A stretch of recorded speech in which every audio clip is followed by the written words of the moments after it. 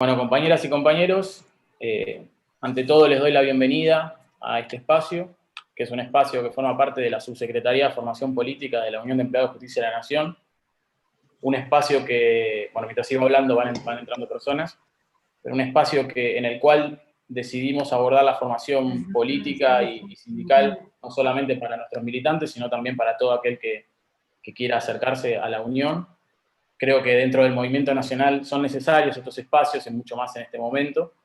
Y bueno, cuando pensamos qué podíamos hacer como organización a nivel formación para el 17 de octubre, se nos ocurrió proyectar el legado de Perón desde los tres aspectos que mencioné anteriormente. Por un lado, la organización popular, por otro lado, la planificación, y por otro lado, la cuestión de la geopolítica, la visión geopolítica que el general tenía. En el segundo de los sentidos, la planificación, siempre lo hablamos con Julio, lo importante de la planificación no solamente es cómo el dirigente o el grupo de dirigentes que llega al poder se proyecta a corto, a mediano plazo, sino también tiene que ver con un contrato que los dirigentes tienen para con el pueblo. Y eso es quizás el gran problema que tiene la política argentina en nuestro país. Por un lado, la decadencia que tiene está vinculada estrictamente a la falta de planificación. No solamente por una cuestión de intereses, sino también porque ya no existe ese contrato, ese nexo que existe con el pueblo y que le permite al pueblo controlar qué es lo que se va a hacer a corto plazo, a mediano plazo y a largo plazo. Obviamente, con el nivel de desastre que tiene nuestro país, si estamos hablando de largo plazo, estamos hablando de cerca de una planificación de 30 años. Si hablamos de mediano plazo, tranquilamente se podrían hacer cuestiones en 3 o 5 años, como el general Perón lo hizo en su momento y como Isabel continuó. Y la realidad es que para esto, para poder hablar de esto, que es algo que no se habla en la política argentina actualmente, y que solamente vemos la política de Twitter o la política que tiene que ver con la mediatización o la mediocridad en cuanto al discurso y a los argumentos, qué mejor que hablar con uno de nuestros expositores, que es quien estuvo a cargo de la redacción del Plan Trienal de Reconstrucción y Liberación de la Patria durante el tercer gobierno Perón. Él es Carlos Leiva. Es un profesor, es un economista, es un escritor, al mismo tiempo fue subsecretario de Coordinación durante el tercer gobierno peronista, y la realidad es que es un lujo tenerlo, porque no solamente es parte como movimiento, sino al mismo tiempo es un faro al que tenemos que evidentemente escuchar y seguir.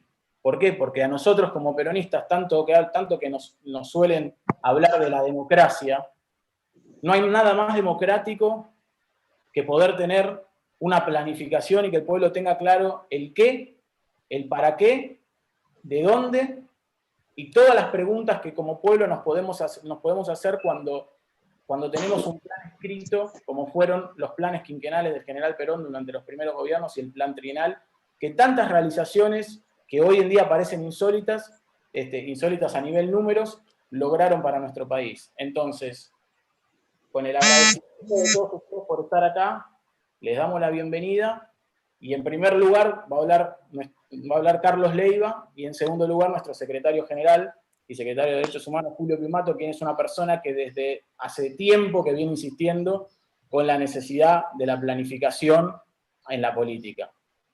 Les doy la bienvenida y con mucho honor les presento a Carlos Leiva, al profesor Carlos Leiva.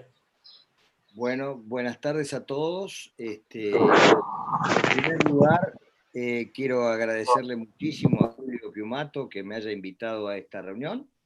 Espero poder cumplir con los altos estándares que se ha propuesto Federico. Y solo quiero hacer una aclaración para una salvedad. Él habló del faro o el brillo, y el único brillo que yo tengo es mi calvicie, que sometida a la luz efectivamente debe brillar, pero por otro lado no creo que tenga ninguna otra cosa que pueda brillar.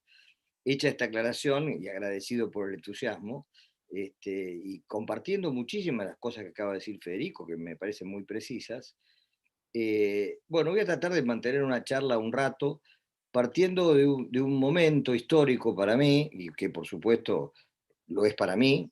Efectivamente, tuve a mi cargo la redacción, la conducción de ese programa que se llamó el Plan Trienal para la Reconstrucción y Liberación Nacional, del que obviamente fue básicamente el programa orientativo que concretaba un montón de ideas y discusiones que se habían tenido previamente y que se materializaron, y quiero destacar esto porque me parece importante, a través de reuniones que se llevaron a cabo en todo el país. El gobierno de Cámpora asumió el 25 de mayo del 73, y en mes de diciembre del 73 me tocaba a mí presentar el plan trienal en el Salón Blanco de la Casa Rosada, ante el Perón, presidente entonces, y los funcionarios más relevantes de la administración. No lo relato el hecho simplemente para decir que yo estaba allí, sino que tuve la oportunidad de escuchar esa mañana, muy temprano, la locución de Perón posterior a mi presentación. En aquellos años no había PowerPoint ni ningún método electrónico, tampoco yo tenía una calvicie tan pronunciada, la moda era el pelo largo y era muy flaquito, y sigo siendo muy chiquito, un enano. Así que imagínense lo que era estar frente a este hombre grande, históricamente, con esas hojas de papel que pasábamos apretadas contra un pizarrón y las dábamos vuelta con los números y los gráficos del programa. Cuando terminé, a pesar de que Perón se le había mandado al despacho presidencial con 1 o 2 días de anticipación las impresiones y mimeógrafo del plan, no creo que lo haya leído, o lo haya revisado, o lo haya mirado, bueno, poco importa. Lo cierto es que él, una vez que terminé, dio una conferencia que está en el diario La Razón de esa época, que obviamente ponía en claro que en aquel tiempo él tenía muy claro el sentido de la planificación. Yo rescaté luego, como experiencia que todos ustedes pueden concurrir, una afirmación que hace él cuando le comenta, muchos años después, el sentido del primer plan quinquenal de Perón. Y él dice en ese momento que gobernar es crear trabajo. Claro, puede parecer una frase simple, pero claramente un gobierno, una administración que se propone crear trabajo productivo, no es lo mismo que crear empleo, no es lo mismo que repartir dinero. Crear trabajo es crear las oportunidades de desarrollo de la productividad de una sociedad, de un resultado final. Desde un punto de vista, si se quiere, teológico, es concurrir a lo que el hombre hace ante la creación. Y de un punto de vista político, el trabajo es la pedagogía colectiva que hace posible que una sociedad sea tal cosa y no simplemente la suma de individuos. El trabajo establece una red, una relación, una vinculación que cuanto más productiva es, más satisfactoria es en definitiva para el conjunto. Y luego viene dentro de ello el debate sobre la distribución de los resultados del trabajo. Pero en sí mismo el trabajo es una pedagogía. Nosotros que hemos atravesado desde hace muchos años una decadencia de la idea de que gobernar es crear trabajo, justamente hemos visto pasar gobiernos tras gobiernos de distintas orientaciones que fracasaron en la idea de crear trabajo y que sustituyeron la idea de crear trabajo por la necesaria, por cierto, razonable, por cierto, humanitaria, por cierto, por la idea de crear la capacidad de consumir algo sin trabajar. Esto trae como consecuencia, no se les escapa a ustedes, problemas agonales para la construcción social, porque justamente cuando el gobierno pierde la capacidad, la originalidad, el pensamiento de crear trabajo, cae, o mejor dicho, resuelve esa falla con una solución humanitaria, pero que naturalmente va distanciando cada día más el valor potencial pedagógico y productivo de la creación de trabajo. Ahora bien, la gran incógnita es cómo crear trabajo, porque naturalmente no es una cosa mágica ni un malabar. La creación de trabajo supone que quien gobierna, y esta es una definición muy importante, por lo menos para mí, tiene conciencia de que la política no es nada más ni nada menos que tener ideas claras acerca de lo que hay que hacer desde el Estado para conformar una nación. Conformar una nación, vuelvo a repetir, en la visión aquella que definí en su momento de Perón, es crear trabajo, avanzar continuamente sobre la creación de trabajo.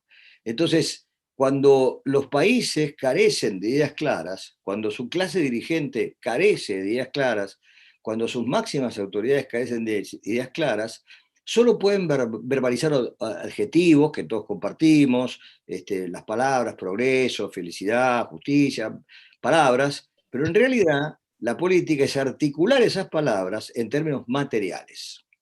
De eso se trata. Es muy difícil, a veces hasta puede ser complicado, porque una cosa que aprendí hace muchos años de un dirigente político italiano al que fuimos a visitar a Ceneares con Antonio Cafiero, nos dijo, refiriéndose, bueno, no importa la anécdota encima, pero que la idea es que en política no existe la categoría del éxito. En política no existe la categoría del éxito, porque uno nunca termina de resolver los problemas. Justamente cuando uno en la vida social resuelve un problema, inexorablemente ha generado otro. La clave de la eficacia es que el problema que se ha creado como consecuencia de resolver el anterior sea un problema más fácil y más liviano y menos gravoso que el problema que se solucionó. El arte de la política obviamente consiste en solucionar problemas, transformar problemas grandes en problemas menores, y la pregunta que se deriva de esa afirmación, y me acuerdo que lo hizo Antonio, en consecuencia, ¿qué cosa sostiene entonces a la política? Bueno, a la política la sostiene siempre un sueño, una utopía, una promesa, un elán, un espíritu creativo. Las naciones crecen cuando tienen un ideario colectivo, no importa que esté escrito, un ideario colectivo que se está viviendo. Cuando uno tiene una sociedad y la siente, la ve, la camina, que tiene un continuado proceso de progreso del que todos pueden participar, cada uno en alguna medida, entonces hay un sueño colectivo de algo que va derecho. ¿Cómo se puede, entonces, y acá viene la idea de planificación, cómo se puede organizar una sociedad para que puedan sumarse todos esos esfuerzos individuales y se transformen en un sueño colectivo? Bueno, acá se abren dos divisiones. Los liberales, para decirlo de una manera simplificada, que pertenecen a distintas corrientes, pero tienen el único sentido, es la idea central, la dijo en su momento Margaret Thatcher, la premier británica, de una manera cruel y categórica: no hay tal cosa como la sociedad. La sociedad no existe, hay puros individuos. Y por lo tanto, no existe el concepto de un bien común colectivo. Consecuentemente, lo que resultará eventualmente el progreso será la suma de progresos individuales y nunca un protagonismo colectivo de una sociedad que se propone un objetivo común a participar. La planificación es justamente asumir que hay un bien común, que hay una sociedad, que todos pertenecemos a ese conjunto, a esa comunidad, y que hay una manera de articular distintas decisiones materiales que den lugar al progreso conjunto y colectivo. Eso es la planificación. Uno puede tener una planificación autoritaria, un programa que no consulta con nadie, lanzarlo, y seguramente en ese caso no va a lograr, digamos, el concurso entusiasta de grandes mayorías. Pero cuando ese plan es un plan que se formaliza sobre la base de una consulta, la discusión, el conocimiento de muchos, uno tiene que tener las ideas claras, naturalmente, porque hacer política es tener ideas claras para saber lo que hay que hacer del Estado, pero sale esencialmente a cautivar, a motivar, a combinar, a compartir esas ideas claras, tratando de llegar lo más abajo que pueda de la estructura social. Digo esto porque justamente la planificación del 73 tuvo la increíble, digamos, una cosa en la que participó particularmente, me acuerdo, Alberto González Arzac, que estaba a cambio del Consejo Federal de Inversiones, mucha gente, era momento de una gran movilización colectiva, había una militancia más allá de los ideales políticos, porque el Frente Justicialista de Liberación, que ganó las elecciones, era un conglomerado de partidos, no solamente estaba el peronismo, estaba el Partido Conservador Popular, la Democracia Cristiana, había varios partidos que estaban con bastante energía participando del gobierno y distribuidos a lo largo y de lo ancho de todo el país. En esos meses anteriores a diciembre se hicieron 1.600 reuniones en todo el país, discutiendo qué cosas prioritarias había en cada lugar y discutiéndolo con los dirigentes empresarios, los dirigentes sindicales, los dirigentes políticos de todos los sectores, no solo a nivel de provincias, sino también a nivel municipales, de ciudades importantes. Fue una gran movilización y la energía, digamos, de esa movilización fue de alguna manera una manera de legitimar el ejercicio del poder. Y acá viene la segunda idea. El poder político se legitima a través de la democracia cuando triunfan las mayorías. Y esa es la legitimación de acceso. Pero hay una legitimación de ejercicio, al menos para mí. Y la legitimación de ejercicio es la exposición del plan, de la idea central, combinada con el principio de hablar con mucha gente, de cómo se enfoca el futuro de ese país en una determinada dirección. En el consenso para que esa Rocco, ruta... no comemos nada, hijo. No comemos, ¿eh? No comemos nada. Ahora.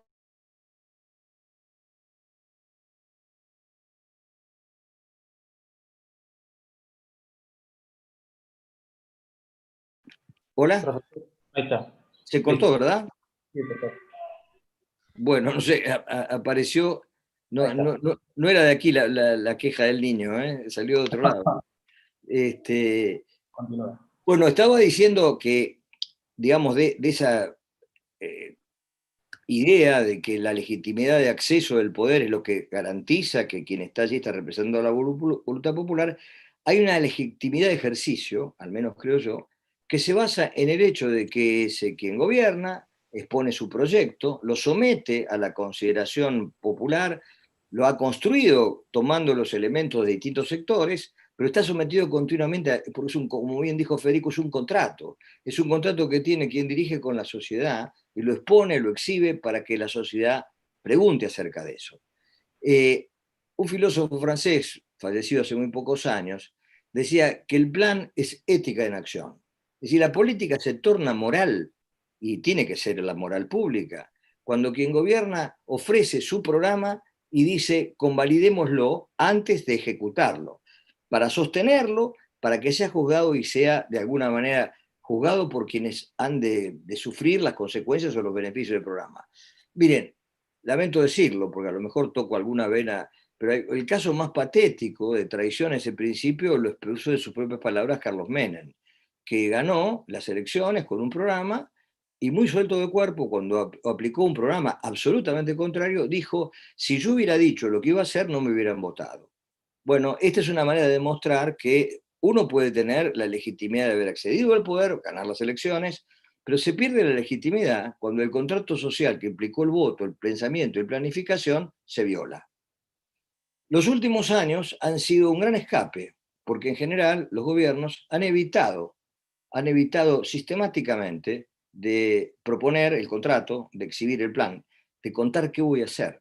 Estamos todos esperando que alguien decida qué va a hacer. Y esto no es de ahora, tiene largo tiempo, y les voy a decir por qué. Por ejemplo, yo presidí el Instituto Nacional de Planificación Económica, que reemplazó al Consejo Nacional de Desarrollo, que a su vez reemplazó a los consejos de los planes quinquenales. Pero fue una gran continuidad. En 1975, lamentablemente, a pesar de lo que dijo Federico, Isabel Martínez de Perón directamente abolió toda la estrategia que Perón había urdido, sobre la base del pensamiento de Alfredo Gómez Morales, un neoliberal que pertenecía al peronismo tradicional, a quien Perón, por supuesto, no lo aceptaba de ninguna manera, y esto puede dar fe, porque cuando Helber lo nombra el Banco Central, Perón le manda una carta diciendo que lo iba a traicionar, cosa que efectivamente ocurrió, que hizo durante 9 meses una perforación absoluta de la política de concertación, que dio lugar al Rodrigazo, que fue la política económica que ejecutó Isabel, que terminó con el concepto de planificación, prácticamente fue disuelto el Consejo Nacional de Desarrollo, cosa que aún hoy no existe. Es decir, la Argentina es un raro país que aún hoy, después de 46 años, habiendo pasado todas los militares, peronistas, radicales, desapareció el ente central de planeamiento y pensamiento de la Argentina. Como ustedes imaginarán, si eso existiere, nadie podría haber levantado el ferrocarril. No existe en el mundo un ejemplo de un país que haya levantado 45.000 kilómetros de vía, que lo haya hecho desaparecer y que obviamente haya triplicado el costo de transporte en la economía argentina y haya liquidado pueblos y pueblos, como todos ustedes saben. Eso se hizo en Argentina de un día para otro y sin que ninguna consulta ni que respondiera absolutamente a ningún plan. Obviamente, si alguien lo hubiera planificado, tendría la contrapartida, saco el tren y pongo otra cosa. No, no es así, eso no ocurrió.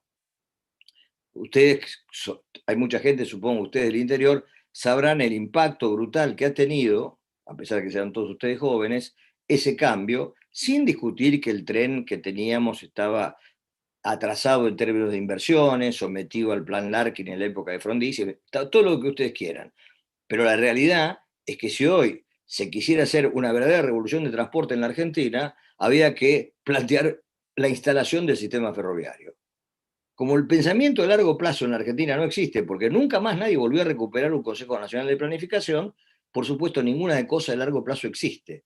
Saben ustedes que la hidrovía del Paraná, las barcazas que hay en la hidrovía son todas paraguayas, la Argentina no las tiene. Es decir, nosotros tenemos el origen de la mercadería y no tenemos los barcos, porque no hay una política de largo plazo referida a la explotación de las vías navegables.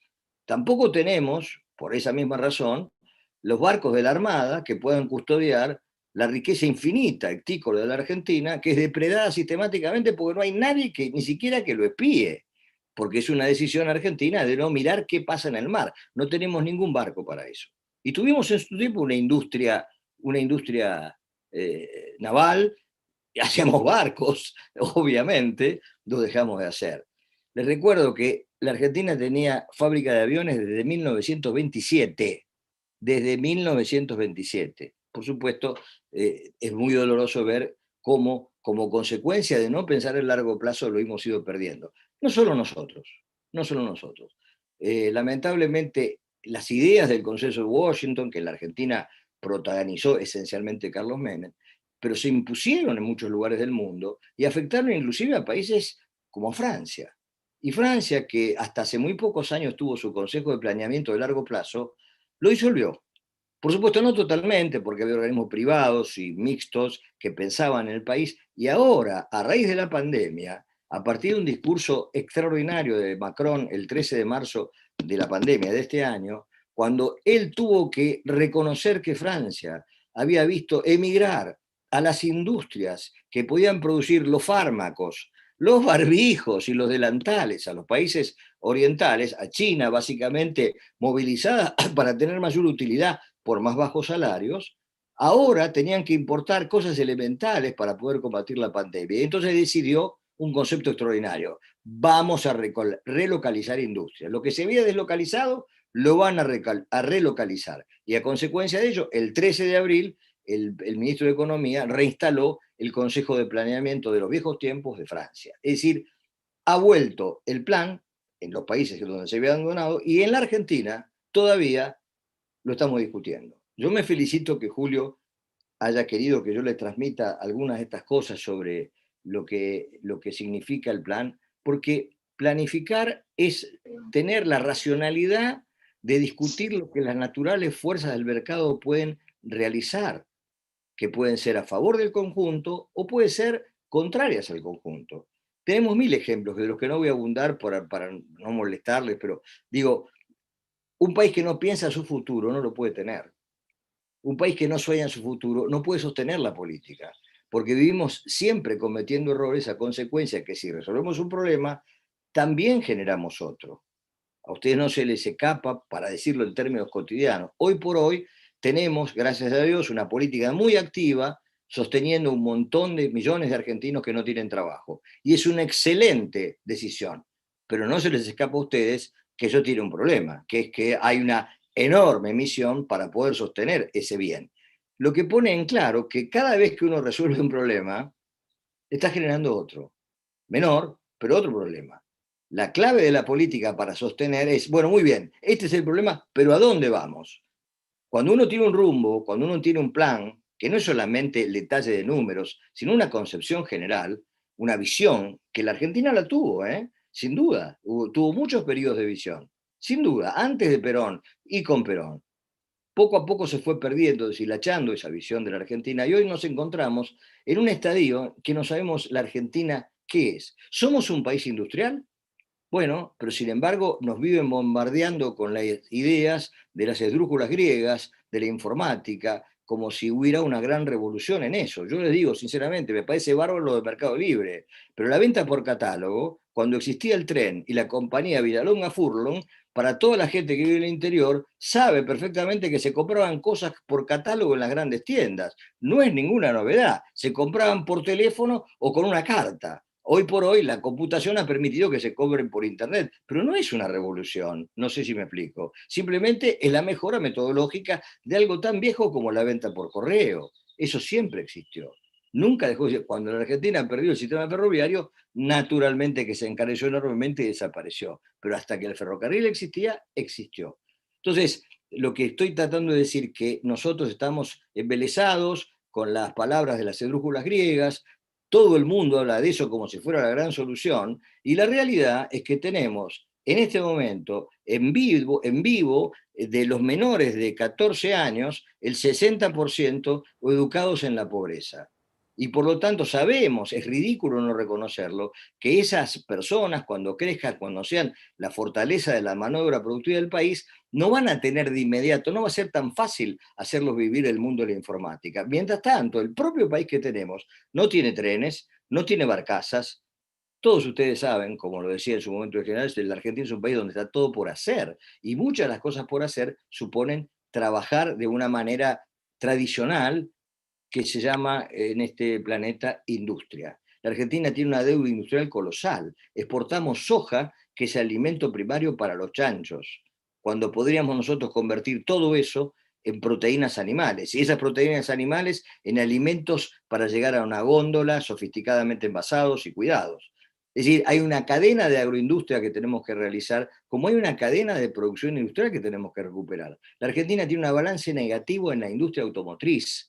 Nosotros, por tener, entre comillas, industria automotriz, gastamos más dólares en la industria automotriz que lo que creemos que ahorramos. ¿Y saben por qué? Porque en la industria automotriz, en la Argentina, hoy, a consecuencia de haber abandonado el pensamiento colectivo y dejarlo solamente en manos de las empresas multinacionales que defienden con toda legitimidad sus intereses, hoy por hoy, de un automóvil, el 20% se hace en la Argentina, el 80% se importa. Y en los años 70, de los automóviles, el 90% se hacía en la Argentina. Y eran autos que estaban a un cierto grado, 3, 4 años de atraso tecnológico respecto de las casas matrices. Pero la Argentina era el principal industria automotriz de América del Sur y exportaba los autos a América del Sur, no solamente a Cuba, a toda América del Sur. Y eso no por decisión del gobierno argentino, sino por decisión de las propias empresas matrices, que les convenía más hacerlo desde acá que desde allá. Hoy por hoy hemos perdido eso también. Entonces, hay un montón de pensamiento estratégico que necesitamos para recuperar esa capacidad de crear trabajo, porque no lo va a dar el aire y la iniciativa de los emprendedores, de ninguna manera. Nosotros objetivamente tenemos una tasa de desempleo gigantesca que está oculta en gran parte tras la enorme cantidad de empleo público que ocurre en todos los municipios, en todas las provincias de la Argentina. Esto es un dato objetivo, no se puede refutar. Uno puede estar de acuerdo o en desacuerdo, pero si no fuera por el empleo público, hoy la tasa de desempleo sería muchísimo mayor. Uno se debe preguntar si todas las personas que están en el empleo público están porque es una demanda de un valor que se está agregando o por el contrario es una situación lógica de quien gobierna de tratar de subvenir a la necesidad de las personas a las que está gobernando. Yo no critico que lo hagan, simplemente digo que es porque no hay otra opción, no hay una opción de trabajo. ¿Y por qué no la hay? Bueno, porque la Argentina es el único país, escúchenmelo bien, no solamente que no tiene un organismo central de pensamiento, sino que no tiene una ley de promoción industrial. Hace 46 años que la Argentina no tiene una ley de promoción industrial. Vale decir que no reparte zanahorias para el capitalista. Y ustedes me dirán, bueno, ¿por qué? Bueno, es que el capitalismo funciona de esa manera, no funciona de otra. Por ejemplo, este señor Elon Musk, que mandó el cohete a la Luna hace poco, un genio, inventor, bla, bla, bla, tiene una planta de energía solar en California que costó 8.000 millones de dólares. ¿Y saben cuánto le puso el Estado provincial, nacional, a Musk para hacer esa planta? 4.000 millones de dólares. El 50% lo puso el sector público. Pero ejemplos como ese le puedo dar para Italia, para Alemania, para el país, ni hablar para Brasil. En Brasil se subsidia la agricultura. En Brasil se subsidia la agricultura, la ganadería, la lechería. ¿Por qué? Bueno, porque el capital se mueve por zanahoria. Es el apetito de ganancia. Y la Argentina es un país que obviamente tendría que tener zanahorias un poquito más grandes que otros, naturalmente zanahorias más grandes que Francia o zanahorias más grandes que Italia o que Estados Unidos. Bueno, no tenemos ninguna. Acá el tipo que viene a invertir la corre por su lado, o el argentino o extranjero, porque no hay ningún sistema de inversión para la inversión industrial. ¿Y cuál fue la consecuencia? Que no hay proyectos industriales. Por supuesto, ustedes podrán hacer el inventario de que una planta automotriz trajo 700 millones, pero esas son las matrices para cambiar modelo, no es algo que transforme y multiplique empleo. Yo estoy hablando de cosas que generen empleo. Los últimos proyectos grandes de la Argentina, que transformaron regiones enteras, fueron todos acicateados por el Estado con una planificación. Le voy a contar uno que lo conozco muy bien. En 1967, la COPEDESMEL, es el Comité para el Desarrollo de los Metales Livianos de la Fuerza Aérea, decidió hacer un proyecto integral de la producción de aluminio. Una planta hidroeléctrica de Futaleufú, un puerto de aguas profundas en Madrid y una planta de aluminio. La licitó, produjo y hoy por hoy esa planta exporta 500 millones de dólares. Muy bien, importantísimo. Pero ¿saben qué?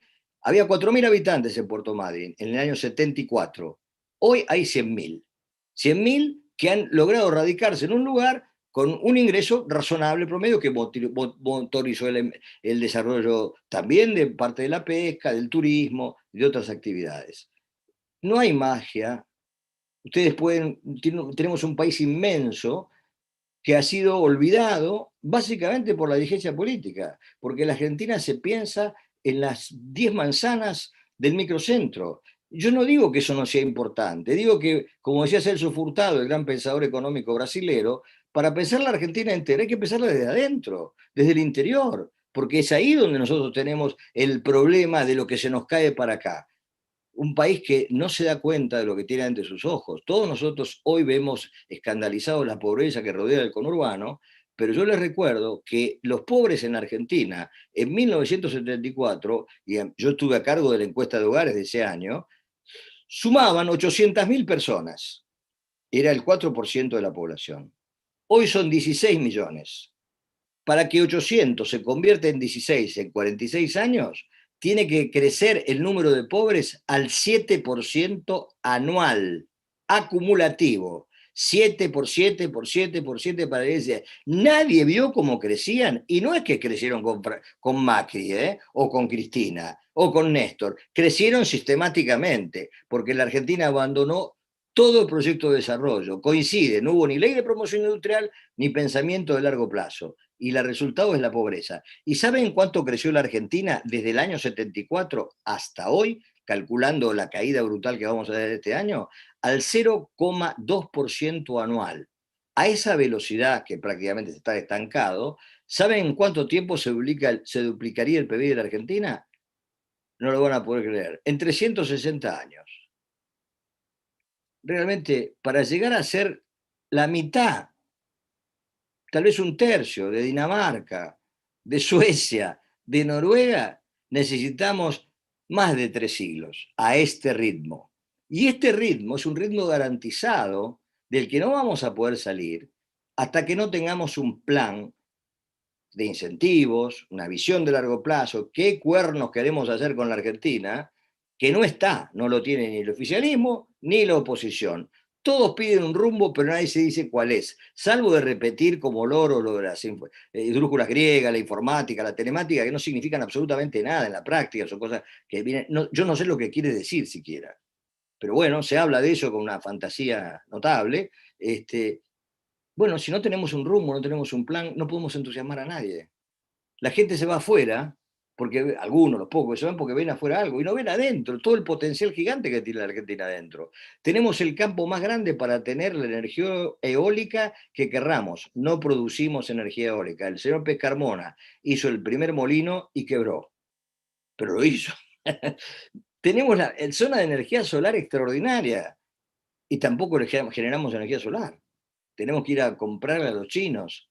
llave en mano, hasta con los propios chicos que nos vinieron acá, y sin embargo no tenemos la capacidad, la tenemos técnicamente, pero la capacidad política de decir vamos a desarrollar estas industrias.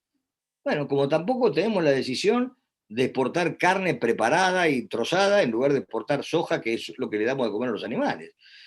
Digo esto porque si no se entiende, cualquiera sean las ideas que se tenga, que si uno no tiene para 40 millones de habitantes, casi 50 que somos hoy, un programa de largo plazo, una visión, algo que efectivamente despierte incentivos, que tiene que venir acompañado de zanahorias, que no son a repartir a lo loco, sino elegir estratégicamente dónde, no vamos a poder crear trabajo. Y si no podemos crear trabajo, no estamos gobernando. Y esto es muy importante, porque es al revés. Si yo no creo trabajo como Estado, yo no estoy gobernando. Me están gobernando los acontecimientos, que es la sensación que tenemos todos de que lo que nos ocurre todos los días. Por eso creo que la planificación es un tema moral, es un tema político y es un tema de creación del sentido de nación. Por esta vía nos estamos prácticamente subdividiendo de una manera dramática en todos lados. Se subdivide el oficialismo, se subdivide la oposición, se subdivide el sindicalismo, se subdividen los empresarios, se subdivide la iglesia, porque la Argentina es una diáspora, es una dispersión a consecuencia que quien conduce, que son todos los que dirigen, no se juntan, no tratan de pensar un rumbo colectivo. Sin rumbo colectivo no hay manera de llegar al progreso. O lo que es lo mismo, sin utopía no hay progreso. Acá terminé. Brillante, profesor. La verdad, muy claro y es un panorama, por un lado complicado en función de la falta de, como usted dice, como usted dijo anteriormente, antes de la charla, de voluntad política, pero por otro lado, pareciera ser tan claro, ¿no?, el camino. Esperemos que algún día exista la posibilidad de abordarlo nuevamente, y nosotros como peronistas creemos que eso va a surgir desde la organización del pueblo, no puede surgir de otro momento, porque hace 40 años que nada podemos esperar de la dirigencia política, ¿no? Así que ahora le voy a pasar la palabra a Julio Piumato, que no solamente es el secretario general de nuestro gremio y el secretario de Derechos Humanos de la CGT, sino que también es uno de los pocos dirigentes políticos sindicales que hablan e insisten en cada documento que escribe, en cada exposición que da, acerca de la necesidad de la planificación. Uno dice, entre peronistas nos entendemos, bueno, no todos hablan de eso, y él es uno de los pocos, así que le doy la palabra a Julio Piumato.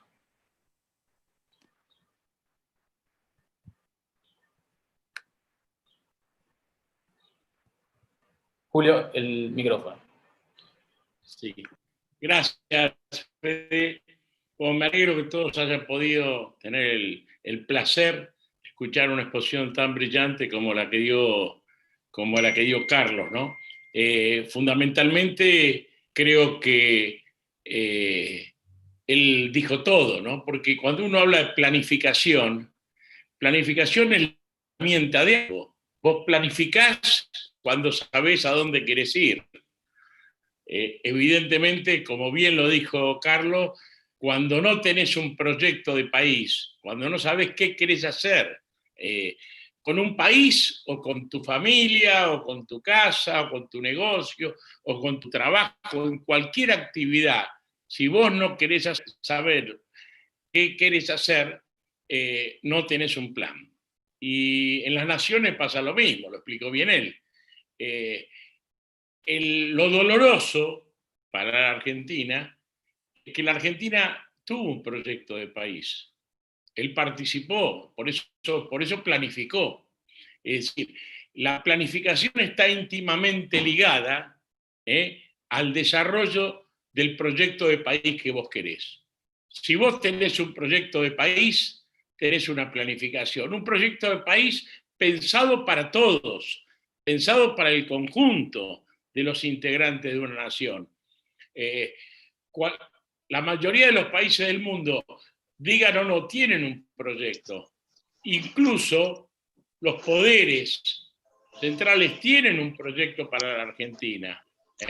Como hablaba él del consenso de Washington, que seamos un país que no nos desarrollemos, que no tengamos una planificación, que no tengamos un proyecto propio, y entonces terminamos siendo funcionales a las necesidades que una región tan rica como la Argentina, y a pesar de la destrucción sistemática que se ha tratado de hacer con nuestro sistema educativo, seguimos teniendo una capacidad potencial, aún hoy, educativa, una capacidad de generación, de comprensión, de iniciativa, de creatividad, que no se encuentra, digamos, en número, en proporción de la población, en muchos países, no solo del continente, sino de la tierra, ¿no? Entonces, lo doloroso es que lo tuvimos. Tuvimos 2 planes quinquenales que se frustraron porque eran demasiado importantes para el país, y tuvimos un plan trienal, los 3 sintetizados en las presidencias de Perón. Fuera de eso no tuvimos nada. Hemos tenido muchos gobiernos que gobernaron a nombre del peronismo, pero no fueron gobiernos peronistas, porque no usaron la planificación. Y cuando uno planifica, cuando uno tiene un proyecto de país, lo decía Carlos muy claramente, no solo los peronistas en este caso tienen un rol, todos tienen un rol. Fíjate vos que no lo dijo, pero él siempre repite que él no es peronista, ni fue peronista cuando elaboró el plan trienal, pero tenía proyecto de país, participaba de un proyecto de país. Entonces, es cuando las ideas, cuando los conceptos, cuando las doctrinas tienen un sentido, van más allá de aquellos que se profesan. El peronismo es una identidad, pero es una identidad nacional, y todos los que tengan identidad nacional, aun cuando no sean peronistas, participan de esto. La famosa anécdota cuando decía Perón, y hay socialistas, radicales, comunistas, y peronistas general, peronistas son todos, pero no era una ironía, lo hacía, más allá de la guiñada de ojo que hacía, lo hacía porque él sentía que para el proyecto de país era para todos, no solamente para los que cantaban la marcha peronista.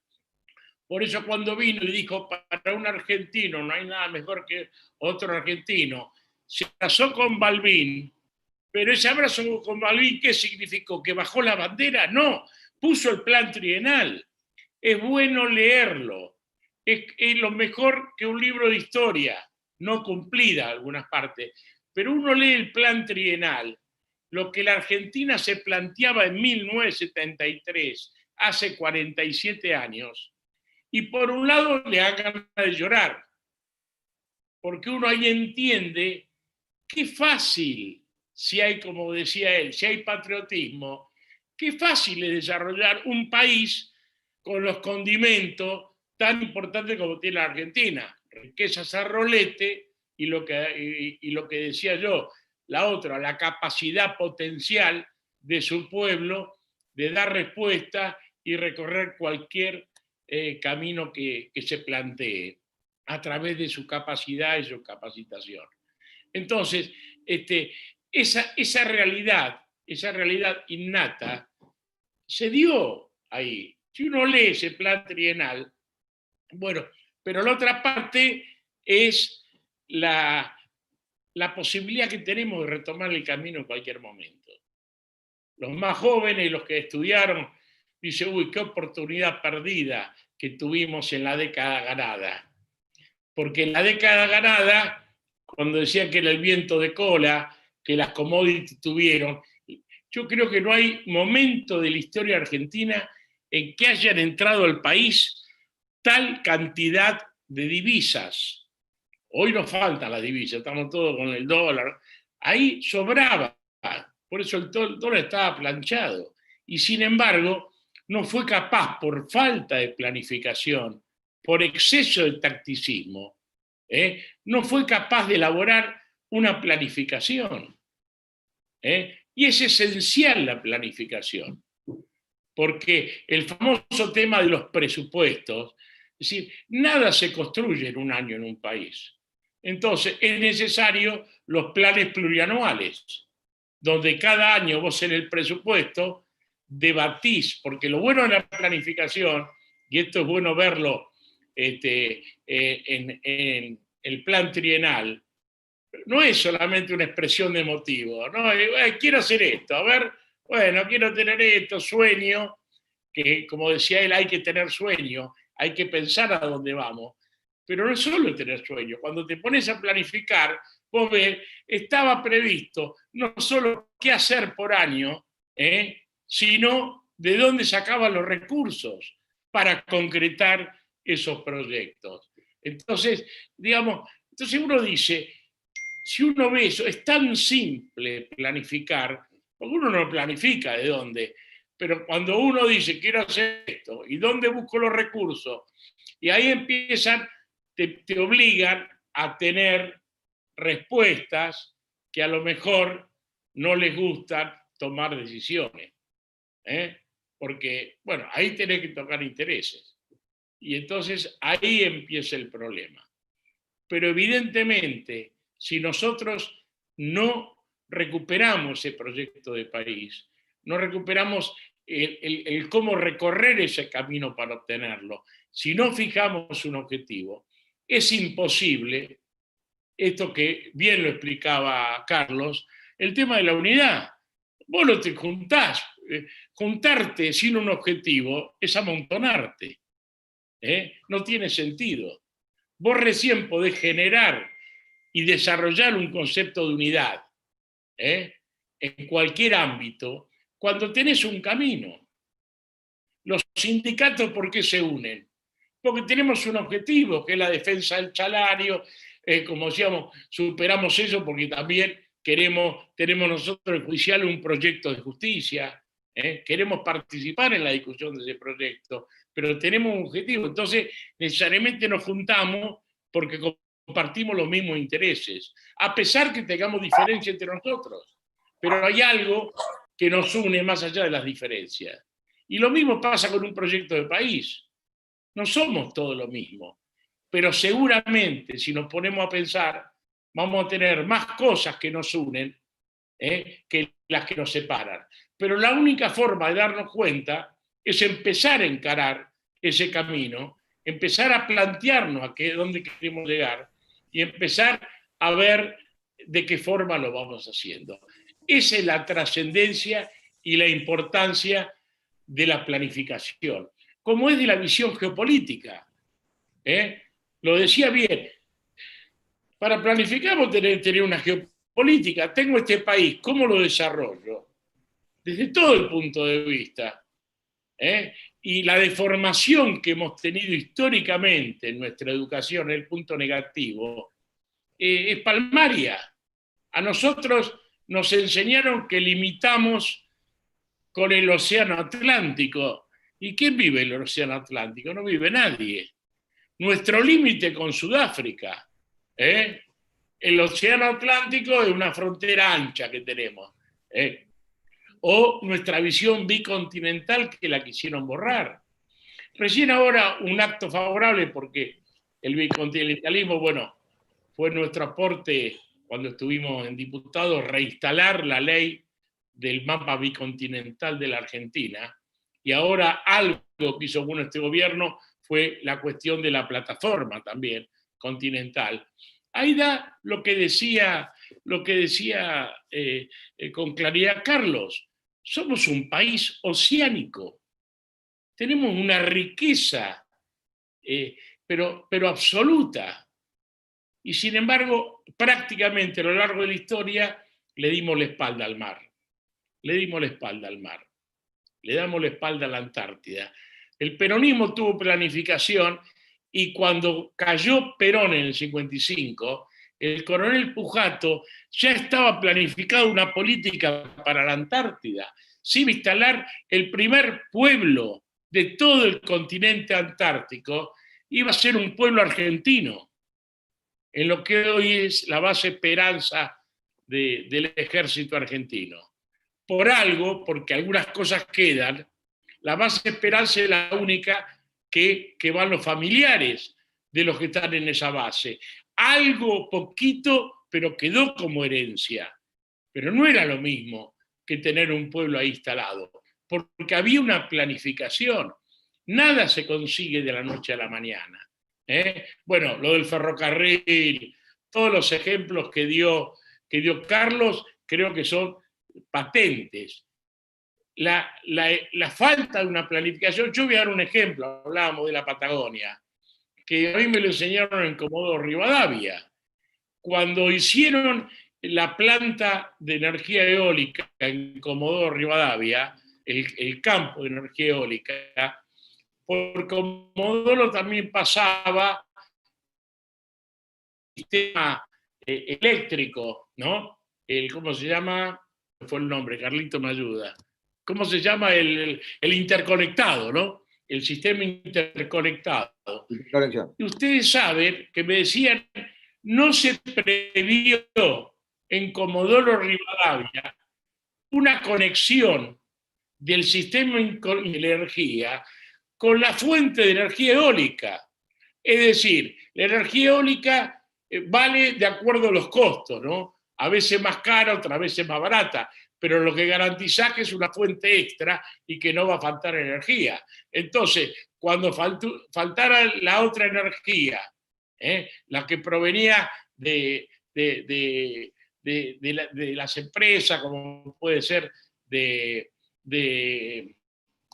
allá de la Patagonia o de donde fuera, o de las usinas termoeléctricas, vos conectás al excedente que tiene la energía eólica y interrelacionás las cosas. Bueno, ahí era, en Comodoro Rivadavia, por falta de planificación, era como una cosa independiente. No se había pensado en una inversión brutal que tuvo esa interconexión que llegó hasta Tierra del Fuego. No se había pensado, porque no se planificó, en cómo conectar las otras fuentes de energía que había. ¿Y qué capacidad tenemos? Dio ejemplo, pero podemos decir, tenemos ese Vaca Muerta, con toda la experiencia del fracking y todo esto. Si vos tenés un proyecto de país, no solo estás pensando en exportar combustible, sino podés generar, como si fuera por transferencia de tecnología. Primero no tenés la maquinaria para extraer el fracking, que es una nueva forma que se está dando y que en muchos lugares del mundo todavía no se está desarrollando. Entonces, si vos en la Argentina importás esos bienes de capital, esa maquinaria con transferencia de tecnología, al cabo de unos años terminás exportando bienes de capital, porque la desarrollaste vos y son tuyas. Entonces, no solo te sirven para extraer lo que produce tu subsuelo, sino te transforma. Eso es un país desarrollado, ¿no? Es un país que piensa, hablaron de sus alimentos, hablaron de todo. Pero fundamentalmente, y yo no me quiero extender demasiado porque prefiero que lo aprovechemos a Carlos y hacerle pregunta, fundamentalmente hace falta proyecto de país. Creo que al final Carlos dijo todo lo que yo tenía para decir, porque es eso, es lo que venimos pregonando permanentemente en todos lados, que es que ya lo vivimos. Es decir, nosotros la ventaja que tenemos frente a cualquier país del mundo, yo lo digo siempre, somos un país por el que pasó Perón. Y ese bonus track que nos da todos los elementos, ¿no? Digamos, ese concepto profundo de una doctrina política y filosófica que plantea lo individual en equilibrio con lo colectivo. Esa sensación solidaria de que nadie se realiza en una sociedad que no se realiza. El tema de hagamos el pueblo feliz, gobernar es crear trabajo, recordaba bien Carlos Leiva. Hagamos el pueblo feliz, que la patria grande la construimos día a día. ¿Cómo la construimos día a día? Con planificación. Es decir, generando esos sueños que decía. Todos sabemos que era los que tenemos unos años más la vivimos. Lo normal en la vida era plantearse sueños, objetivos, planificaciones personales a cómo crecemos. Dependía del esfuerzo, obviamente, de las posibilidades, pero también del esfuerzo, del ahínco. Todo el mundo tengo este trabajo, pero busco cambiar. Ahora se invirtieron los roles. Es que quieren que nos gane la desazón para que bajemos la guardia y nos puedan saquear mucho más fácil de lo que nos están saqueando en todos estos años. La nueva que están apareciendo hace años es hacernos creer que no somos un país rico. Entonces, con eso se justifica por qué tenemos tantos pobres. Esto es una gran falacia, una de las últimas falacias de esta instancia que nos quieren arrodillar. Pero depende de nosotros. Obviamente, Carlos lo dice con claridad, la dirigencia, los que están en el gobierno, la dirigencia empresaria, la dirigencia social, con la forma de participación, ¿cómo superamos esto?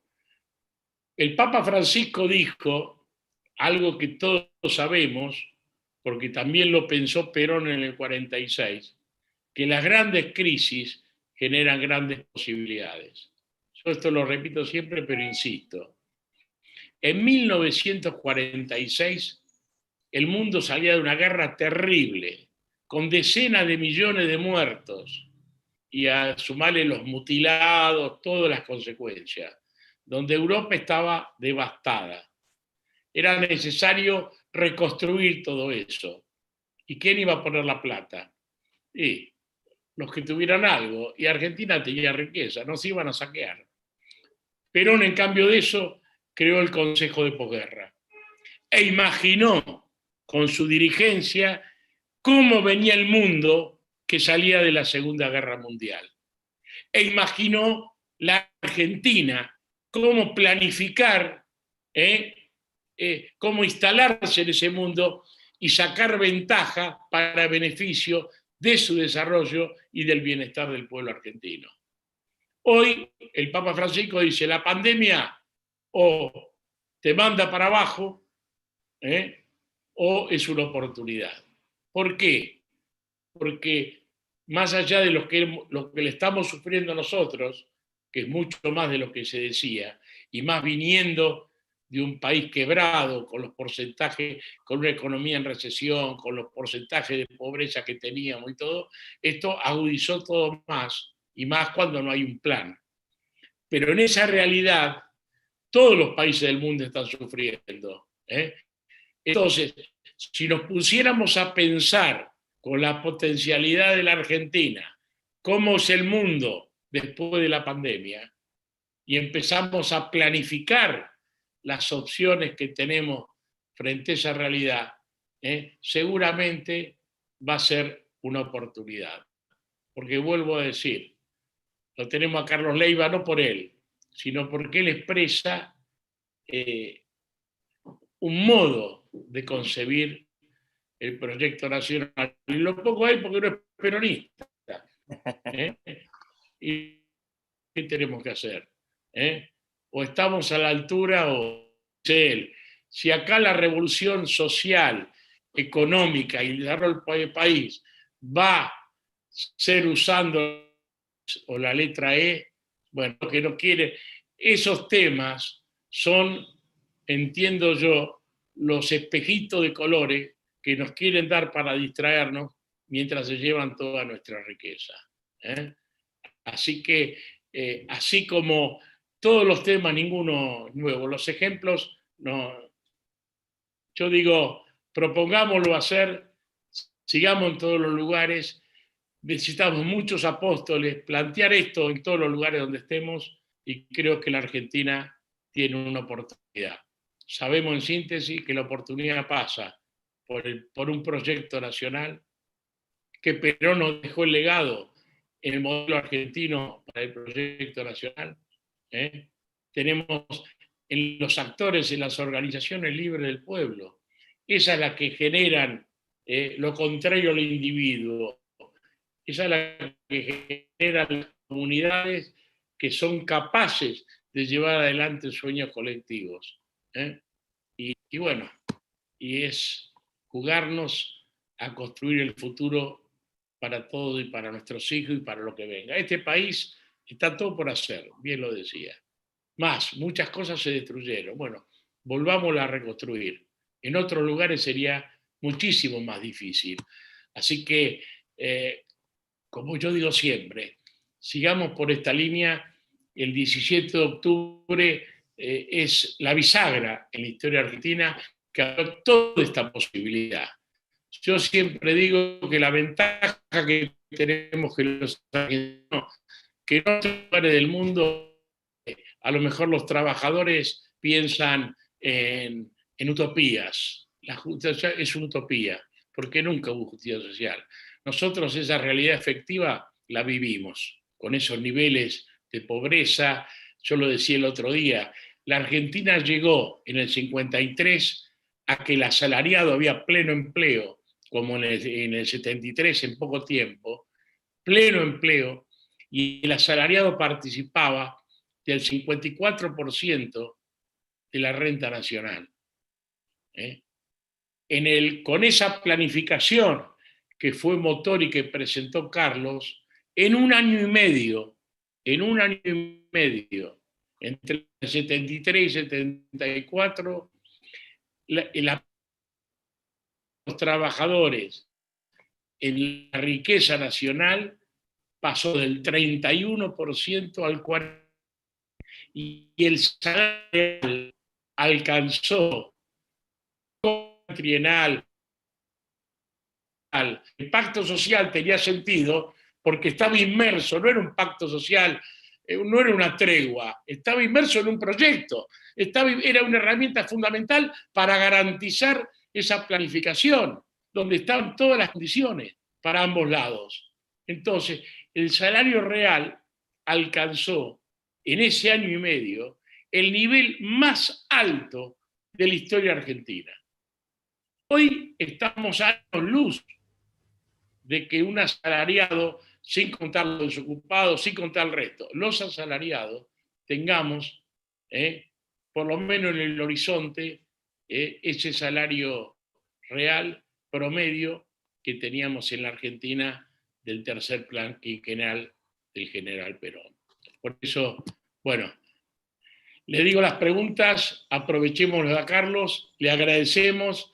En la próxima charla, que tenía que ser anterior, porque esto era como el remate, pero hubo algunos problemas, el viernes no se pudo hacer, vamos a tocar un poco más los temas políticos, creo que así la pensó Federico y los compañeros que organizaron esto, pero realmente siempre es un placer escucharlo a Carlos y espero que hayamos aprendido todos de él, y si tiene tiempo lo molestamos con las preguntas.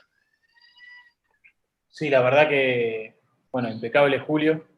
Es muy importante, como vos decís, llevar adelante este mensaje, como es un poco lo de los apóstoles, este mensaje es muy importante, sobre todo en un peronismo actual que se maneja por eslogans y por, como dije antes, ¿no? Por Twitter y por mensajes por ahí sin tanto contenido.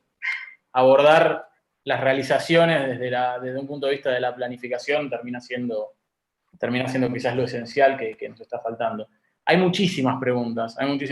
Voy a tratar de, algunas son de nivel general, otras más específicas, y por último una personal a Carlos Leiva, que me han preguntado muchos. A nivel general voy a tratar de resumir 3 en una. Es si el plan trienal fue el último plan nacional que ha existido en la Argentina, ¿desde dónde puede existir la posibilidad de hacer un nuevo plan trienal o plan quinquenal, o la necesidad de la planificación, si desde la base o desde la aparición de un líder o conductor que hasta ahora no aparece? Y, por último, ¿cuáles serían los aspectos a tener en cuenta a nivel planificación en el corto, en el mediano y en el largo plazo, dentro del contexto que tenemos hoy en día. Bueno, la primera parte de la pregunta, no, yo, más allá de esperar que aparezca una luz maravillosa de un líder, que obviamente puede ocurrir, yo creo que en rigor, y a ustedes, que muchos de ustedes son peronistas, les va a parecer sorprendente, Perón, para mí, en realidad fue la síntesis interpretativa y voluntaria de un conjunto de ideas que estaban sembradas, ¿no? Nadie puede cambiar digamos, el ritmo de la historia. Ustedes piensen que Forja, por ejemplo, que eran los radicales, Jauretche, Scalabrini, se forma en el 35 y se disuelve cuando aparece el movimiento peronista. Pero antes de Forja, o contemporáneo con Forja, hay autores importantes, Bunge, a quien Perón lee, hay personas que forman parte de los llamados cursos de educación católica, que traen la cuestión de la doctrina social de la Iglesia, mucha gente del nacionalismo tradicional que empieza a observar el drama de no encontrar una respuesta a los problemas sociales que surgían y de no aprovechar la estructura positiva del país. Entonces Perón encuentra todas esas fuerzas y él las reinterpreta y le pone, claro, la verbalización, la síntesis, la genialidad, el talento de un tipo. Miren, yo, como bien dijo Julio, no soy peronista, pero no porque no simpatice con Perón, sino porque no me puedo encolumnar con determinadas estructuras, ¿no?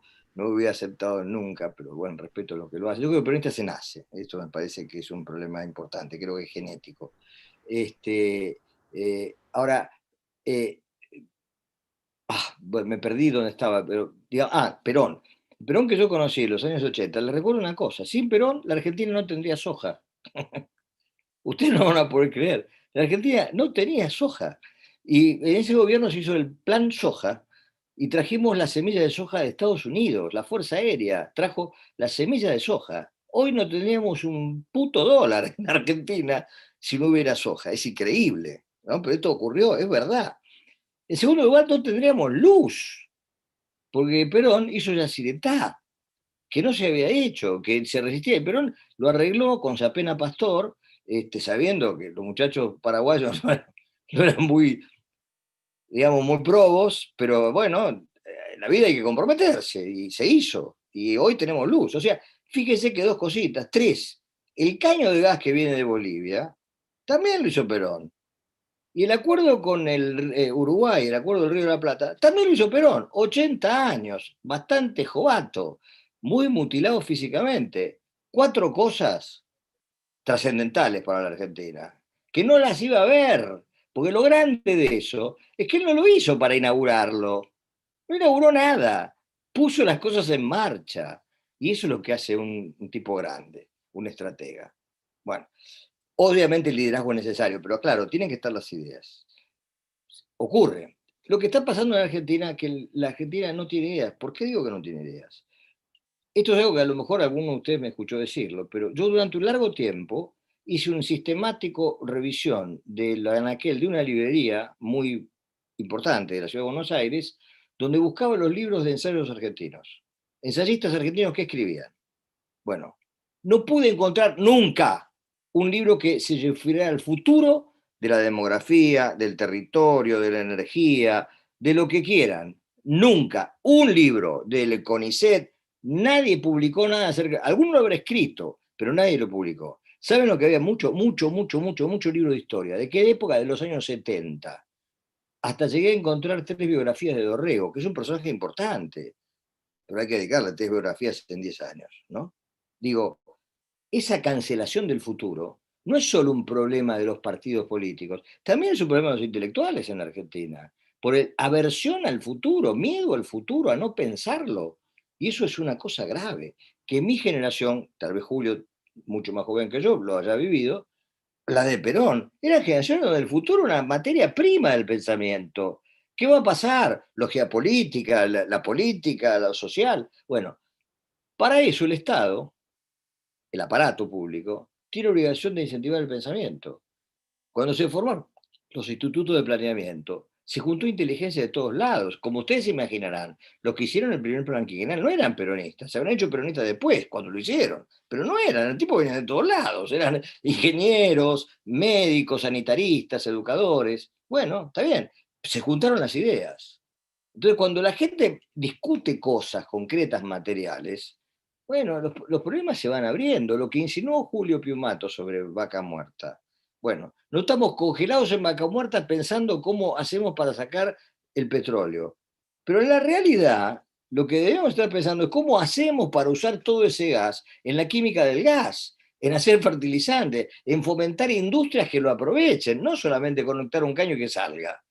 Pero eso significa pensar. Hay tipos que lo saben, hay gente que lo piensa, hay que convocarlos. Tipos del CONICET, hay gente brillante en la Argentina, que yo no los conozco, son jóvenes, pero cuando ustedes lo sientan en el debate, cuando hay una visión motivacional, aparecen las ideas. Primera parte. Entonces, lo que yo creo, y yo creí que Gustavo Vélez lo iba a hacer, quizás lo está haciendo, con la Secretaría de Asuntos Estratégicos, era, bueno, convocar a profesionales, no importa de qué partido sean, para desarrollar un camino.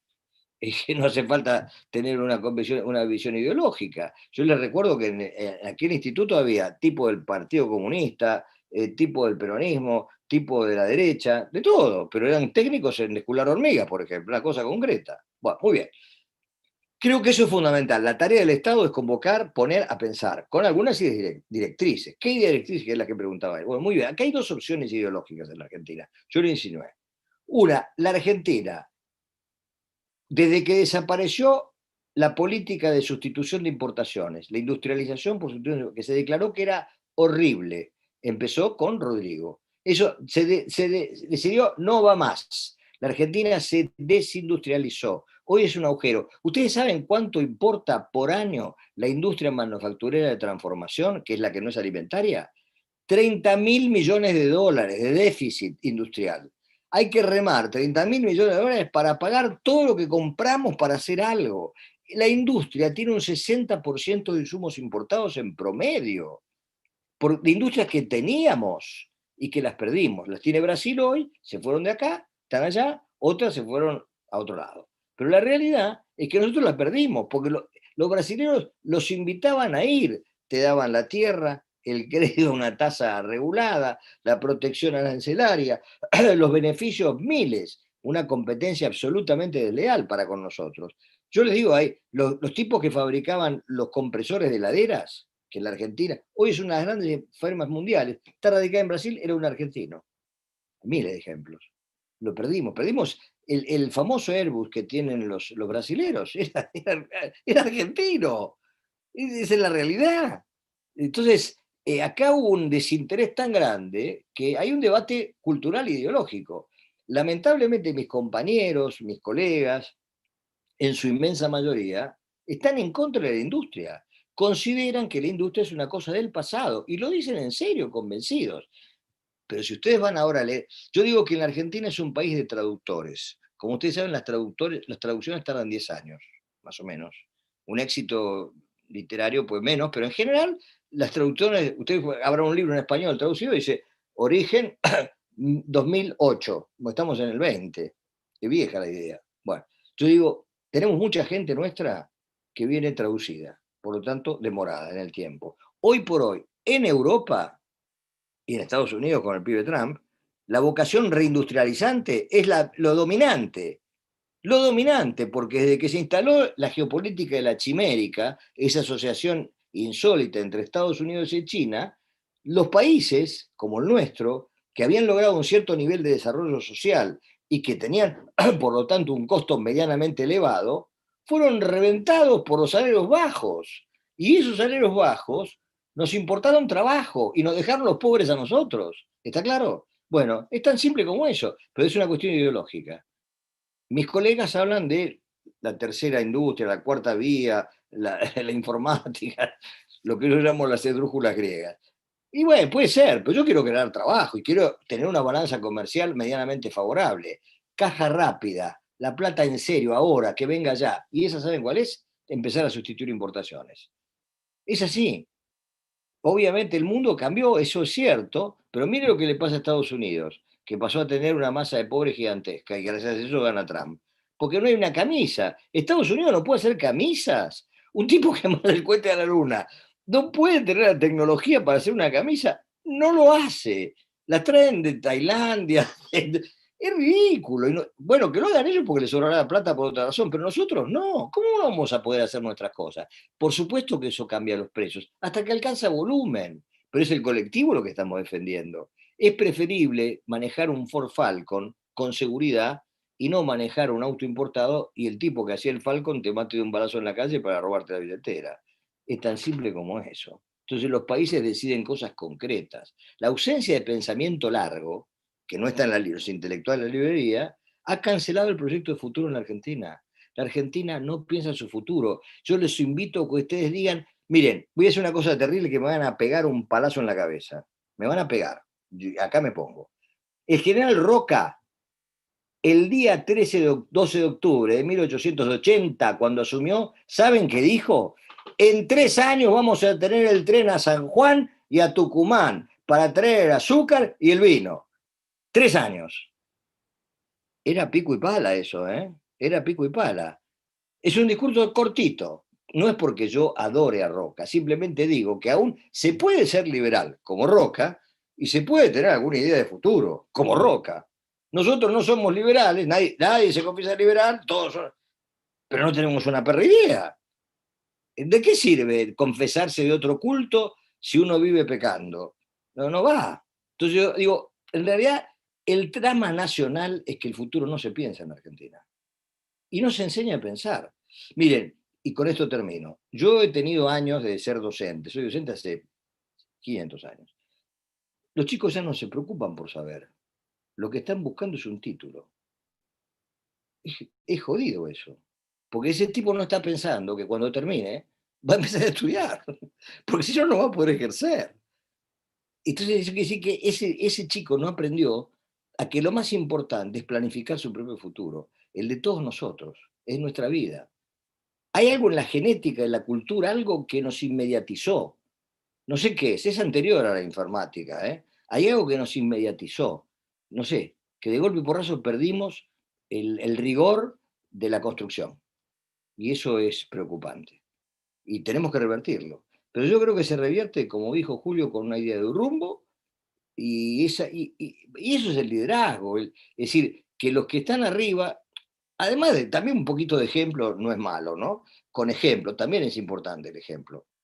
Yo qué sé, hay mucha gente que lo escucha a Francisco, bueno, porque el tipo en realidad vivió siempre en una piecita, viajaba en subterráneo y se fue a Santa Marta y no vive en el palacio. Bueno, no va a cambiar toda la iglesia de golpe, pero de alguna manera el tipo está diciendo, miren, yo trato de vivir como digo que hay que vivir. Eso también es importante. No digo que sea esencial, pero bueno, es una buena señal. Eso. No, es fundamental, Carlos, es fundamental eso.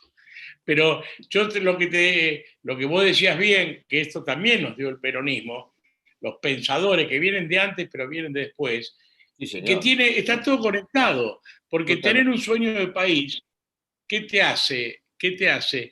Que esto es la diferencia, y yo lo noto cuando nosotros, los dirigentes sindicales, salimos de la Argentina.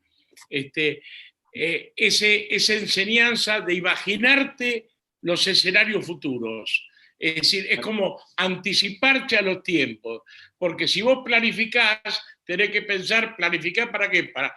Obligatoriamente tenés que pensar lo que va a venir. Entonces, todas esas mecánicas del pensamiento, siempre cuando tenés un objetivo, y vos sabés, nosotros que venimos trabajando con el tema geopolítico hace mucho, cuando vamos a Brasil, en Brasil se sorprende, tenemos muchos amigos, pero allá son todos usinas académicas en las universidades, las pesquisas, ¿no? Sí, Los lugares de investigación.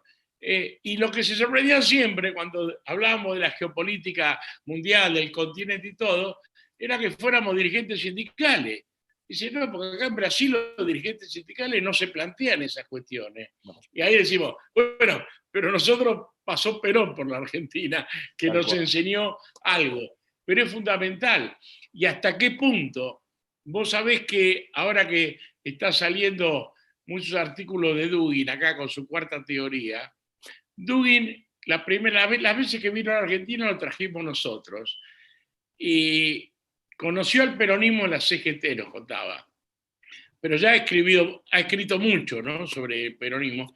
Y lo que decía que era admirable Perón, que no había ningún dirigente en el mundo igual a él, porque se había sentado a discutir él, no mandado a otra gente, con las corrientes filosóficas más importantes del mundo, lo que era las cuestiones filosóficas del ser, a dónde iba la humanidad, en 1949. Entonces dice, eso ni Mao, ni Roosevelt, ninguno hizo eso, sentarse a discutir. Entonces es una personalidad inédita. Bueno, totalmente. Nos dejó tantas cosas que nos da bronca que estemos hoy como Argentina en el lugar que estamos, ¿no? Porque creo que la vuelta a la democracia en el 83 volvimos en parte, pero lo más importante lo dejamos enterrado con la dictadura, creo, ¿no? Que fue esa vocación de proyecto y de trascendencia, que siempre se expresó en algunos momentos, pero que nos falta retomar. Yo creo que estamos a tiempo, como decía Francisco, pero siempre, brillante lo tuyo. Bueno, gracias.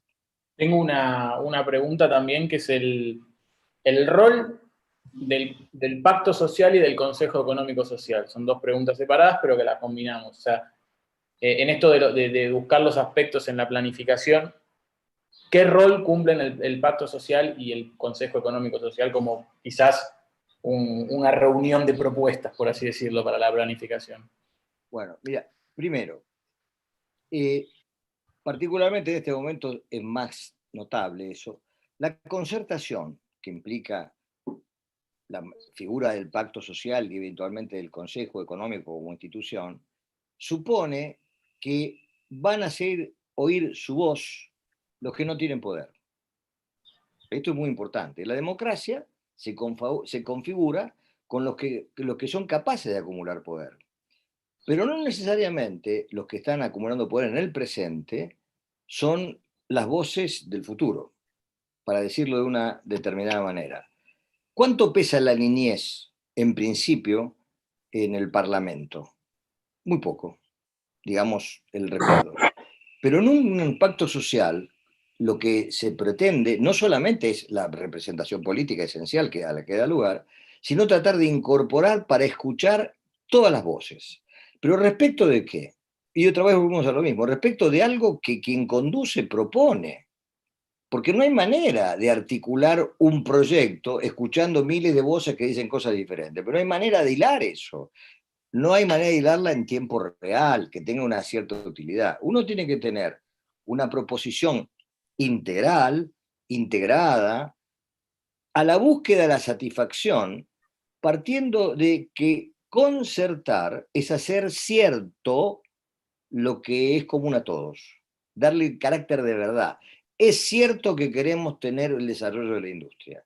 Si nosotros partimos de la base de yo, Carlos Leiva, llegar al mañana una búsqueda de un pacto social, de una concertación, trabajadores, empresarios, sectores sociales, el primer punto que yo debatiría, la Argentina es un país que tiene que reconstruir su estructura industrial, ¿sí o no? Porque no la está reconstruyendo hace 40 años. Entonces algo pasa. O si seguimos en este rumbo, bueno, yo creo que vamos a colisión absoluta. Yo creo, y no todos piensan lo mismo, pero yo propondría, vamos al desarrollo. Y eso trae muchas consecuencias. Porque hay mucha gente que tiene que renunciar a cosas, que van a hacer cosas que lamentablemente no estarán disponibles. Pero bueno, por eso necesitamos concertar, podemos hacer cierto que eso es mejor para todos. No es que es un violín dulce, supone a cuántas fuerzas se pueden acumular para encontrar esa visión común. Yo le recuerdo a Julio, que hizo una muy buena síntesis de cómo avanzaron los salarios en aquellos años, que nosotros empezamos, agárrense de la silla, terminando con las convenciones colectivas de trabajo, por 2 años. No hubo. Y no aumentamos los salarios. Aumentamos una suma fija, que era el 20% del salario mínimo, Con los de abajo subieron, los de arriba no subieron, pero ¿sabe qué pasó? Se frenaron los precios, de verdad, porque también los controlamos. Y entonces, gracias a lo que dice Julio, vino un boom de consumo en una sociedad donde se podía comprar un departamento, un chico de clase media, un joven de clase media, caminando por la calle, un cartel que decía Banco Pirulo, a 12 años, en cuotas, ponías el 10% y te comprabas un departamento. De verdad, no un lote en La Matanza, un departamento en la zona urbana, en la ciudad, en Belgrano. Es así. Claro, por supuesto no lo podía comprar cualquiera, obviamente, pero había muy poca gente que estuviera tan jorobada como para junto con la mujer y una ayuda del padre no poder hacerlo. Porque te da un horizonte de 12 años para pagar 60 metros cuadrados, no era tampoco una tragedia. Por eso ocurrió en la Argentina. Ocurrió en la Argentina. Y ese modelo se dinamitó. No es que, ojo, quiero aclarar que nuestro modelo tampoco era un cambio radical con lo que venía antes. Cuando Julio cita a Perón, lo que quiso decir Perón, creo yo, dijo, todo lo que yo incorporé a la cultura nacional, ninguno dejó de hacerlo. La Argentina nunca dejó de luchar por el pleno empleo, con más suerte o menos suerte, pero algunos accidentes, pero siempre esa fue una métrica. La clase trabajadora estaba presente como exigencia, siempre. Todos los gobiernos, sin excepción. Yo trabajaba en el Ministerio de Economía como funcionario en la Dirección Nacional de Análisis y Coyuntura. Y no importaban las ideas de los ministros. Había cosas que todos sabían que con ellos no se puede jorobar. No podía haber desempleo. Y el gran escándalo de argentino fue cuando, agárrense ahora, cuando la ANUCE tuvo 7% de desempleo. 7. Hoy estás en 17. Imagínense lo que es ese mundo, ¿no? ¿Por qué era? Bueno, porque el peronismo había instalado cosas básicas. Con el pleno empleo es un valor, el salario real es un valor. Bueno, y entonces cuando la economía tiene esos parámetros, no se escapa. Y nosotros todo eso lo abandonamos. Uno puede tirar a destruir el salario, llevar la tasa de inflación a mega no sé cuánto, controlar, no controlar. Esa locura de que nunca hay una visión global, colectiva, permanente. Porque la gente no es perversa, pero obviamente la incertidumbre le dispara un egoísmo de cuidarse enorme. Lo que queremos es crear un gobierno de certidumbres, para que la gente en la certidumbre es más generosa, porque no se tiene que estar mirando la sombra. Eso es muy importante. El mercachifle también mira la sombra. El tipo cree que se viene la maroma y entonces guarda los caramelos y genera lo peor. Ahora, la certidumbre, el comando, la cerveza, bueno, por eso es un hecho político. Nuestra gravedad, como bien dijo Julio, no es que seamos pobres, es que la política nos empobrece por falta de horizonte, por falta de claridad, por falta de juego limpio, en definitiva. Y yo voy a decir algo, creo que una cosa terrible fue la reforma del 74, del 94. La reforma de la Constitución fue una cosa trágica para la Argentina. Un gobierno de 4 años no es un gobierno. Nadie en su sano juicio puede pretender un programa que a los 2 años ya está en elecciones. No, y además con la idea de la reelección. La del 53 era 6 años sin reelección. Es lo lógico. Usted gobierna para la historia, si en ese caso, porque sabe que no hay segunda vuelta. Muy importante. Acá nadie gobierna por la historia, gobierna para el otro turno. Y eso es terrible. Es terrible porque es todo corto, pases cortos, pases cortos. Nadie tira la pelota larga. Bueno, digo, eso importa mucho, ¿eh? Y se celebra la reforma de la Constitución 24, que además, Julio va a coincidir conmigo, le agregamos como bonus track que todos los convenios internacionales en la Argentina son ley, más que la Constitución. En Brasil, el acuerdo del Mercosur es una resolución de segundo orden. Para nosotros es una parte de la Constitución. Con lo cual nos comemos todos los balazos que haya posibles por irresponsabilidad de los tipos que lo votaron, y son juristas, ¿eh? Y crean además que hicieron una cosa grande. Y multiplicaron derechos sin pensar en la Y acumulación. esto, ¿Eh? ¿Cómo? y esto es bueno decirlo, Carlos, que muchos no lo tienen, porque cuando se habla de los tratados internacionales, se habla siempre de los derechos humanos, pero No, también no, están los tratados económicos, pero por que supuesto, son los que no, los que te generan aprisionan. son las cadenas, Mirá, con son Gustavo, las cadenas. con Gustavo Caraballo, que lo habrás conocido a Gustavo Caraballo, ¿te acuerdas? Que fue el Sí, secretario sí, general de sí, la presidencia. sí, sí. Fuimos a ver a Néstor Kirchner cuando iba a ser candidato. y le pedimos, por favor, le llevamos el texto del decreto, que renuncie al CIADI. Brasil no está en el CIADI, no renunció. Si hubiera renunciado en 2003, no tendríamos ningún juicio internacional como tenemos hoy, y sería la justicia argentina la que regula los negocios en el país. Brasil no está en el CIADI, nosotros sí.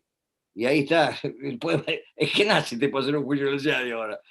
Es una cosa increíble. Bueno, en fin, dejémoslo de lado. Falta de visión, ¿viste? No da la jugada próxima, es como todo es inmediato. El tacticismo. Y Sí, como vos decís, es muy serio esto. A nosotros nos pasa en la justicia, incluso con los abogados. Si vos te pones a pensar algo a 4 o 5 años, es muy fácil coincidir. El problema es cuando lo pensás para mañana. Y desgraciadamente nuestra clase política está pensando en el año que viene. obvio. Le importa, los problemas del país no le importa nada. Están todos pensando en la elección del año que viene. Sí, Julio, pero es que vos lo condicionaste al tipo a eso. Si el tipo claro, lo ejectan de la silla, entonces son todos araquiris. Con el adicional de que una de esas intenta hacerla de largo, pero viene otro que lo reemplaza y lo manda para atrás. Entonces es de nunca acabar. Pero bueno, por eso el pacto, y ahí viene el tema del pacto, el acuerdo, sirve para esto.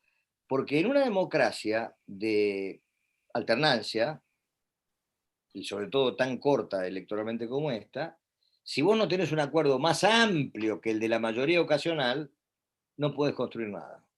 No podés necesitas un acuerdo más amplio, y ese acuerdo más amplio es extraparlamentario, es más que el Parlamento.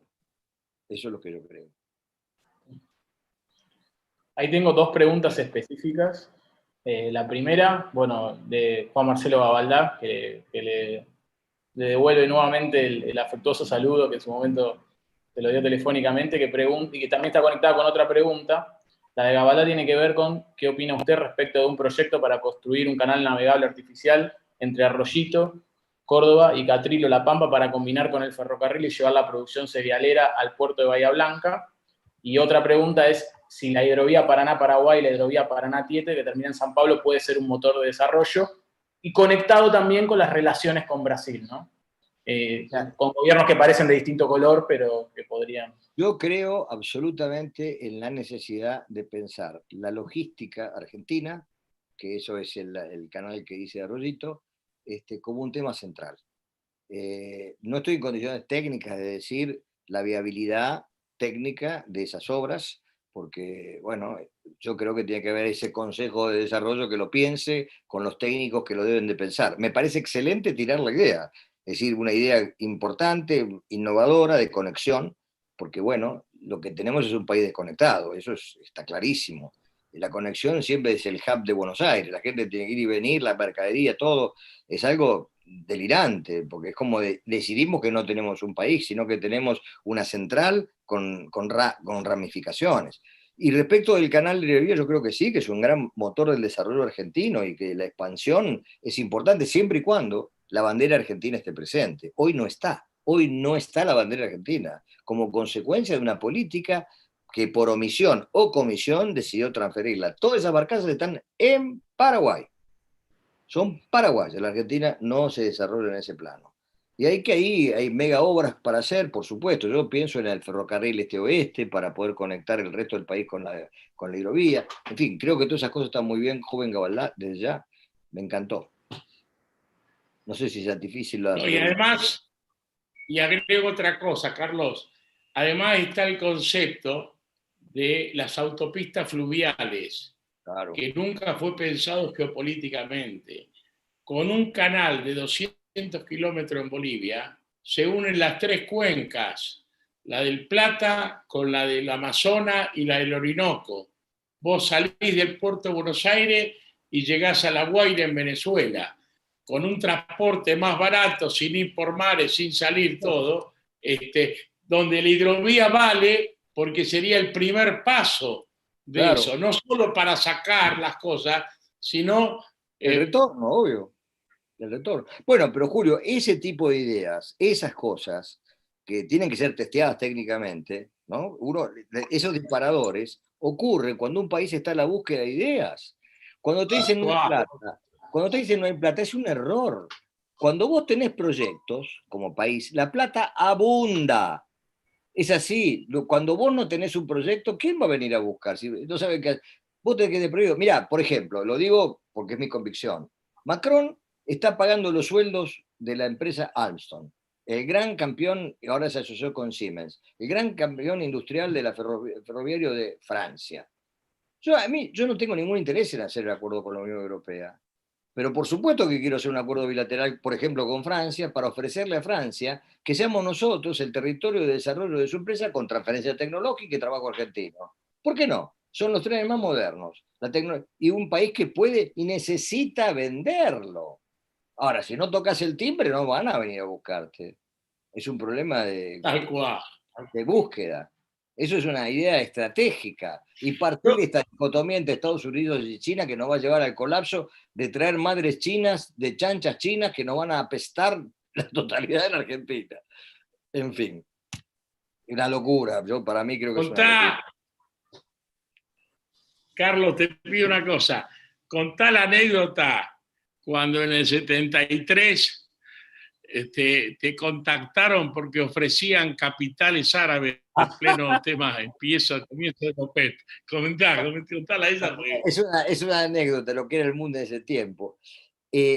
Pilar Franco era muy amiga de Isabel y tenía un tipo, no sé, un financista vinculado a los árabes que quería colocarle un crédito a la Argentina. En aquel tiempo eran 3.000 millones de dólares. Vendría a ser hoy más o menos equivalente a unos 25.000 millones de dólares de hoy. Y los tipos querían dar un crédito, ponerle a 20 años, a una tasa ínfima. Y entonces lo convencieron a un coronel que estaba ahí en la presidencia, a través de Isabel, y que esto era muy importante y bueno, empezaron a ofrecernos. El tema es que en realidad era todo versolán, te ofrecían el crédito, pero por supuesto la idea de los tipos es que uno firmara una carta de intención para la gestación del crédito, es decir, la cometa de todo financista, como es obvio. Bueno, zarpamos en un momento determinado, teníamos una reunión en Italia para la reunión del Fondo Monetario Internacional, viajamos con Bombes Morales, el gerente general del Banco Central, bueno, ahora no me acuerdo cómo se llamaba, era un tipo tradicional de toda la vida, porque les quiero aclarar que en el 73 el gobierno que sustituyó a una dictadura no tocó un solo funcionario de carrera del ministerio, ni uno solo. Los directores nacionales eran los que estaban. Exactamente, no estábamos seguros que los podíamos conducir. No había ninguna razón de tener gente de confianza, si estaba menos capacitada que los tipos que estaban ahí. Era obvio, llevaban 10, 15 años en ese cargo, sabían de qué se trataba. Ahora, uno no iba a hacer lo que yo quería, sino que ellos iban a hacer lo que uno quería. Y así fue. Bah. Digo esto porque es muy importante las capas geológicas que se armaron en la administración pública con los gente de confianza inútil que ha ido llenando todos los cargos en la administración pública a través de los años. Bien, ustedes seguramente les habrá pasado muchas veces también, ¿no? Bien, bueno, zarpamos y cuando llego, había un gallego que me perseguía en Roma y decía que estaba la plata, que estaba la paga, hincharon. Bueno, finalmente, Pedro Camilo López era el gerente general del Banco Central. Miguel Cuervo y Pedro Camilo López, que estábamos en Roma, parten a Suiza para una conversación. Se encuentran con un ejército de árabes, tipo con la túnica blanca, otro, pero en un hotel de 5 estrellas en Suiza, infernal, con un auto que fue a buscar al aeropuerto. Bueno, no entendían qué pasaba y los tipos conversaban, pero todo lo que querían era la carta, y nosotros que la carta, no, que pongan la plata si quieren, pero la carta no vale. Bueno, se van, vuelven, les pagaron todo en el hotel, desaparecieron todos. Cuando estamos tomando el avión en París para volver a la Argentina, en aerolíneas, me llaman el tipo del avión, arriba tiene que bajar, abajo hay un señor que no es el gallego de vuelta de Roma que dijo la frase siguiente: doctor Leiva, la plata quema, decía que querían poner la guita en la Argentina. Nosotros nos negábamos terminantemente a eso. Quizá no hubiéramos negado el préstamo también, pero lo que nos negamos desde seguro era habilitar el negocio financiero. ¿Qué pasó pocos años después? A los pocos años, que cuando había empezado esa guita de los árabes por el petróleo, como ustedes recordarán, estamos hablando después de diciembre del 73, todos los ministerios de la Argentina y de gran parte de América Latina se llenaron de tipos que venían a ofrecer lo mismo pero en inglés. Era la misma plata árabe, pero en realidad eran los banqueros de Manihani, de Estados Unidos, entraban, golpeaban los ministerios y llenaron de deuda a toda América Latina. En realidad no fue que América Latina la fue a buscar, la vinieron a traer. Y la gente se tentó, puede ser que por ideología o por interés, Dios solo lo sabe, y bueno, nos compramos la deuda externa, que llegó un momento a ser, hace muchos años, más grande que todo el gasto bélico, como dijo un papa en aquellos años, que tenía la Tierra. Es decir, el mundo gastaba tanta guita como los créditos que habían colocado a los países en vía de desarrollo. Y ahí nació la deuda externa y nosotros, gracias al sentido común de no querer caballo regalado, no se le miran los dientes solamente si uno es idiota, porque hay que mantenerlo al caballo después, ¿no? Eso es una frase bastante equivocada. El caballo se hay que comer igual, si no se muere. Y un caballo muerto hay que sacarlo, ¿eh? Bueno, eso es todo, esa era la anécdota. No sé si es la misma o parecida. Sí, no, no, es la misma. Y a esto que decías vos al final, te digo que fue el genio y el poder, el genio de Kissinger, que primero les quiso armar a los árabes, ¿te acordás? El club de deudores de los petrodólares, Sí. le quiso hacer un pool y como le fracasó, los convenció a Arabia Saudita de que depositaran los petrodólares y ellos le pagaban el interés, y entonces ahí a quién le daban esa plata, y ahí vinieron la dictadura de América Latina para encajarnos a toda América Latina y saquearnos. Cambió el sistema para monetario, poder pagarle a los árabes. cambió el sistema financiero mundial. Como consecuencia, lo interesante es que el precio del petróleo, la tasa de ganancia era tan descomunal que el interno de la economía árabe no lo podía procesar, porque no tenía consumidores ni inversores, tenían que colocar la guita porque adentro de ellos no funcionaba, y nos encontraron a nosotros, que además la usamos mal, porque si lo hubiéramos usado bien, la usamos mal. Eso es así. Bien. Bueno, ya vamos cerrando. Quedan unas últimas preguntas. La verdad que lo hemos exprimido mucho, profesor. Nos quedamos cortos, la verdad que no nos gustaría tenerlo en cuanto a oportunidad se nos presente, porque este es un tema que merece ser tratado. Nosotros tenemos que, como dice Julio, somos una generación y la generación que viene y que necesitamos recrearnos los posibles escenarios, y la planificación tiene que ver con esto, ¿no? La cuestión de recrear los escenarios y poder marcar un camino, un rumbo a seguir. Las últimas dos preguntas que son parecidas, o sea, tienen que ver con un escenario a futuro. La primera tiene que ver la relación, o sea, viendo el crecimiento de China y que estadísticamente las cifras dicen que dentro de una cantidad de años el PBI de China va a superar al de Estados Unidos. ¿Cómo ve usted la relación de los países latinoamericanos, que supuestamente son el patio trasero de Estados Unidos, para con este crecimiento y estas buenas relaciones que el gobierno argentino y que otros tantos gobiernos están teniendo con China? Y también, otra pregunta que más en el aspecto de la planificación, ¿cómo se relaciona la cuestión de la planificación a futuro con el desarrollo sostenible y el medio ambiente? Son preguntas específicas. Bueno, respecto de China y la Argentina, específicamente China y Argentina, ¿no? Ustedes saben perfectamente que es nuestro primer socio comercial, pero somos, respecto de China, un país fuertemente deficitario, porque la estrategia dominante de China, con toda lógica para los chinos, es tratar de vender su mano de obra, su trabajo, su industria. La Argentina, si tuviéramos, digamos, realmente uno compartiera la ideología de las esdrújulas griegas, que genera trabajo para la gente más calificada en la Argentina, los chicos de Globan, toda esa gente que hacen software, esto es muy importante. Bueno, podría ser compatible que nosotros seamos un país de alta gama tecnológica y al mismo tiempo productores primarios. Pero la realidad es que, al menos creo yo, cualquier proyección que yo haga de corto plazo, 5, 6, 7, 8, 10 años, evidentemente la masa laboral argentina está fuera de las condiciones de la producción de esos bienes sofisticados de alta gama de la tecnología, Y entonces lo que yo debo de hacer es justamente profundizar la industrialización de esas materias primas y de los bienes que van a llenarme de trabajo. China trata de comprar poroto de soja, no, trata de no comprar aceite de soja. Y está en toda su lógica, porque ellos tienen que crear trabajo. Ellos tienen que generar trabajo para 40 millones de gauchos por año, no es un chiste. Y obviamente sostener el sistema estable los obliga a eso. Bueno, evidentemente nosotros estamos en una situación compleja, porque ellos son nuestros grandes consumidores, casi únicos consumidores, excepto que en un marco estratégico, cuidadoso, de largo plazo, sigiloso, inteligente, pasemos a trabajar dos cosas que son cruciales. Diversificar nuestros mercados, porque mercados hay miles, tanto como países hay, multiplicado por sus clases sociales y los bienes que consumen, y diversificar nuestra producción, que sí tendría que ser industrialmente de alta gama. Casi es inexplicable que la Argentina no pueda producir zapatos de alta gama. Es una cosa inexplicable. Tenemos una gran tradición en materia de cuero, marroquinería y de zapatos.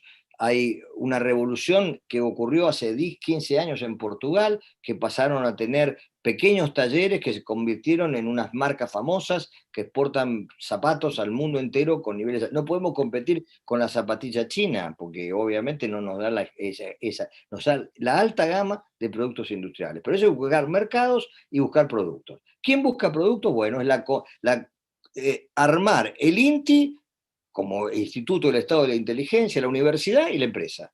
Lo que decía Sábato, un triángulo de pensamiento. Para eso hay que tener un plan. Eso, buscar la diversificación de los productos argentinos, de ver qué somos capaces de multiplicar. Y voy a contar una anécdota acerca de esto en un minuto. Y la otra es la definición de mercados. Y ahora les cuento. Un secretario de Estado de Comercio de Estados Unidos, que era afroamericano, en el gobierno de Clinton, escribió e inventó la palabra mercados emergentes, que todos la repetimos, pero tiene su origen en ese texto. El tipo, dado que Estados Unidos atravesaba, a causa de China, una enorme dificultad para colocar productos, porque competía con el tipo que vendía todo a la mitad de precio, hizo que sus embajadas y la CIA, los dos, para eso tiene una CIA que trabaja para ellos, que lo cual hacen muy bien, investigase en todos los países del mundo cuáles eran los mercados emergentes para Estados Unidos, el mercado para la producción americana, dónde colocarlo. Bueno, hizo una estrategia. Yo no sé si se aplicó o no se aplicó, pero ese libro dio lugar a este concepto de mercado emergente. Bueno, la Argentina tiene que buscar sus mercados. Estamos en el traste del mundo, si ustedes miran el mapa, efectivamente, estamos en el traste del mundo. Pero tenemos que salir a buscar mercados, que están en todas partes los mercados.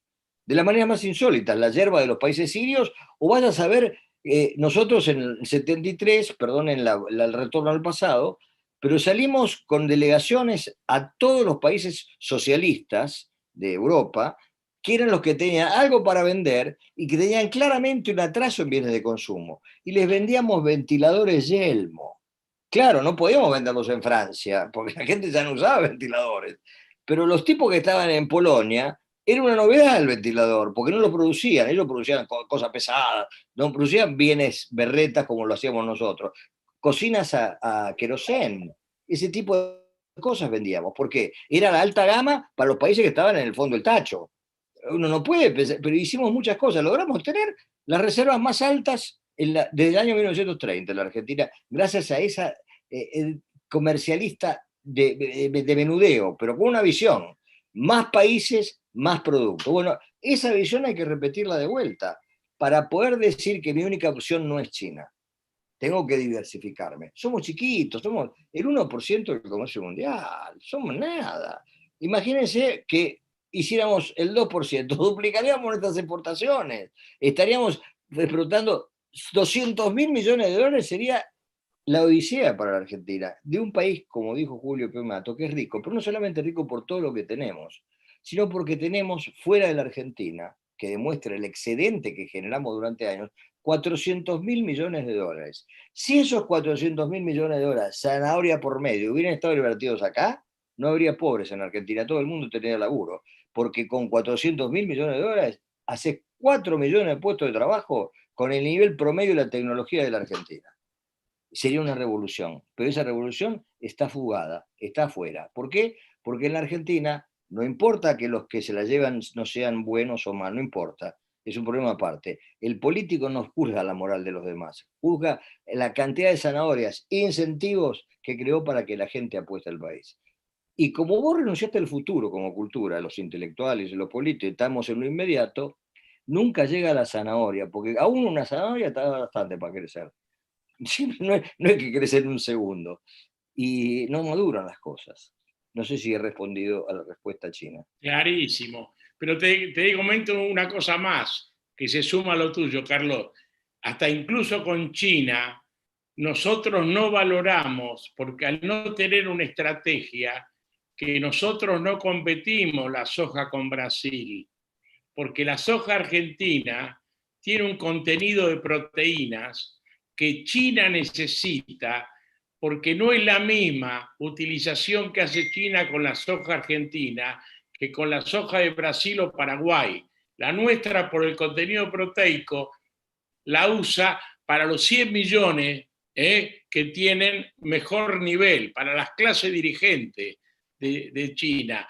Y los que definen la cosa nuestra parece que fuera, sí, no sabemos ni siquiera valorar la calidad de los productos que tenemos, aún primario, mucho menos vamos a valorar ese producto con valor agregado y con trabajo, ¿no?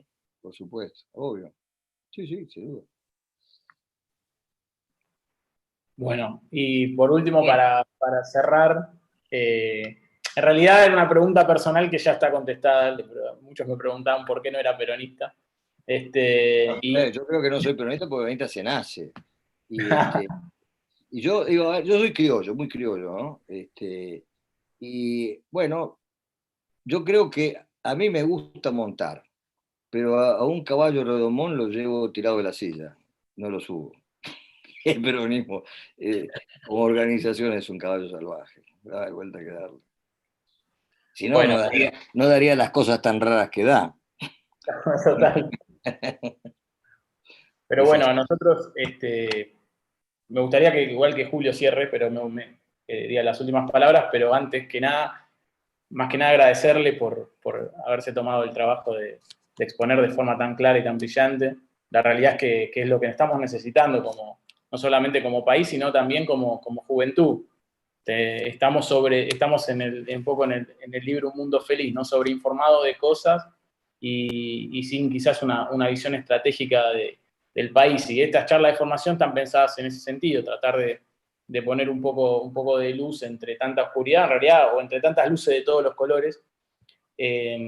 Por eso la idea era que la primera sea geopolítica y la segunda planificación, pero bueno, indefectiblemente están conectadas, porque usted ha respondido cosas de geopolítica también. Así que bueno, le agradecemos mucho en nombre de la subsecretaría, en nombre de la Secretaría de Capacitación y de la Juventud Judicial y de la Unión en general, su presencia, y esperamos volver a tenerlo cuando la idea es continuar con esto.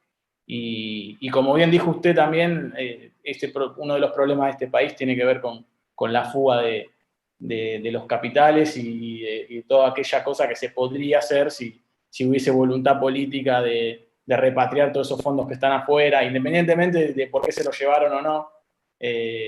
Todo tiene que ver con la voluntad política y la capacidad estratégica, y nosotros también desde la subsecretaría habíamos hecho una formación de la Ley de Entidades Financieras, que consideramos que es la gran cadena que tiene, o una de las grandes cadenas que tiene la voluntad política desde el año 76 hasta la fecha, y que bien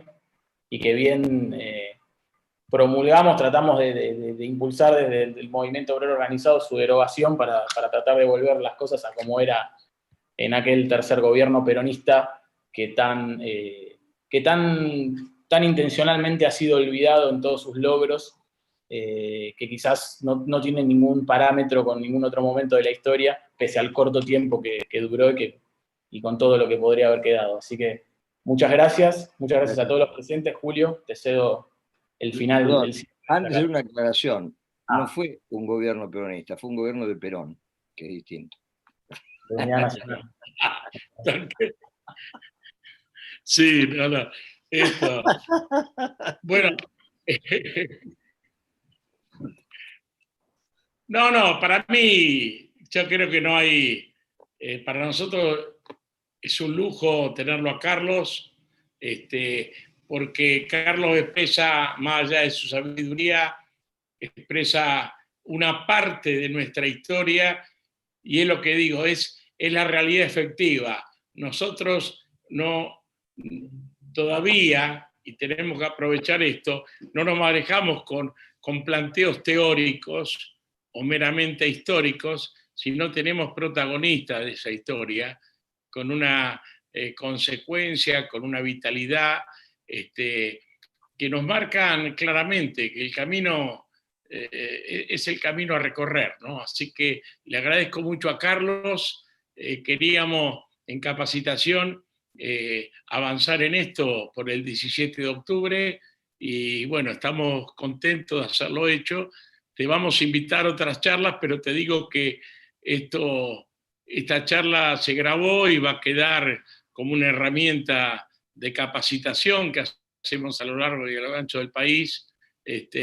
Y bueno, tenemos que seguir escuchándote y aprendiendo de vos. Así que, bueno, espero que todos los que participaron, ya estamos en una época del año que la pandemia y estas cosas está un poco saturándonos más que de costumbre, pero estoy muy contento de haberte tenido, Carlos, y espero los compañeros lo han disfrutado también.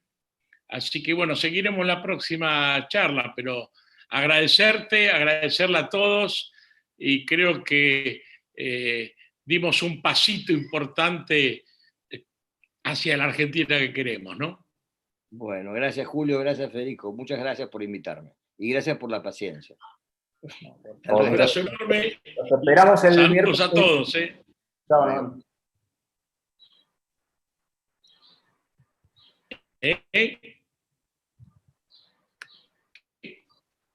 No, que el miércoles a las 16, la segunda parte del legado con el profesor Melgarejo.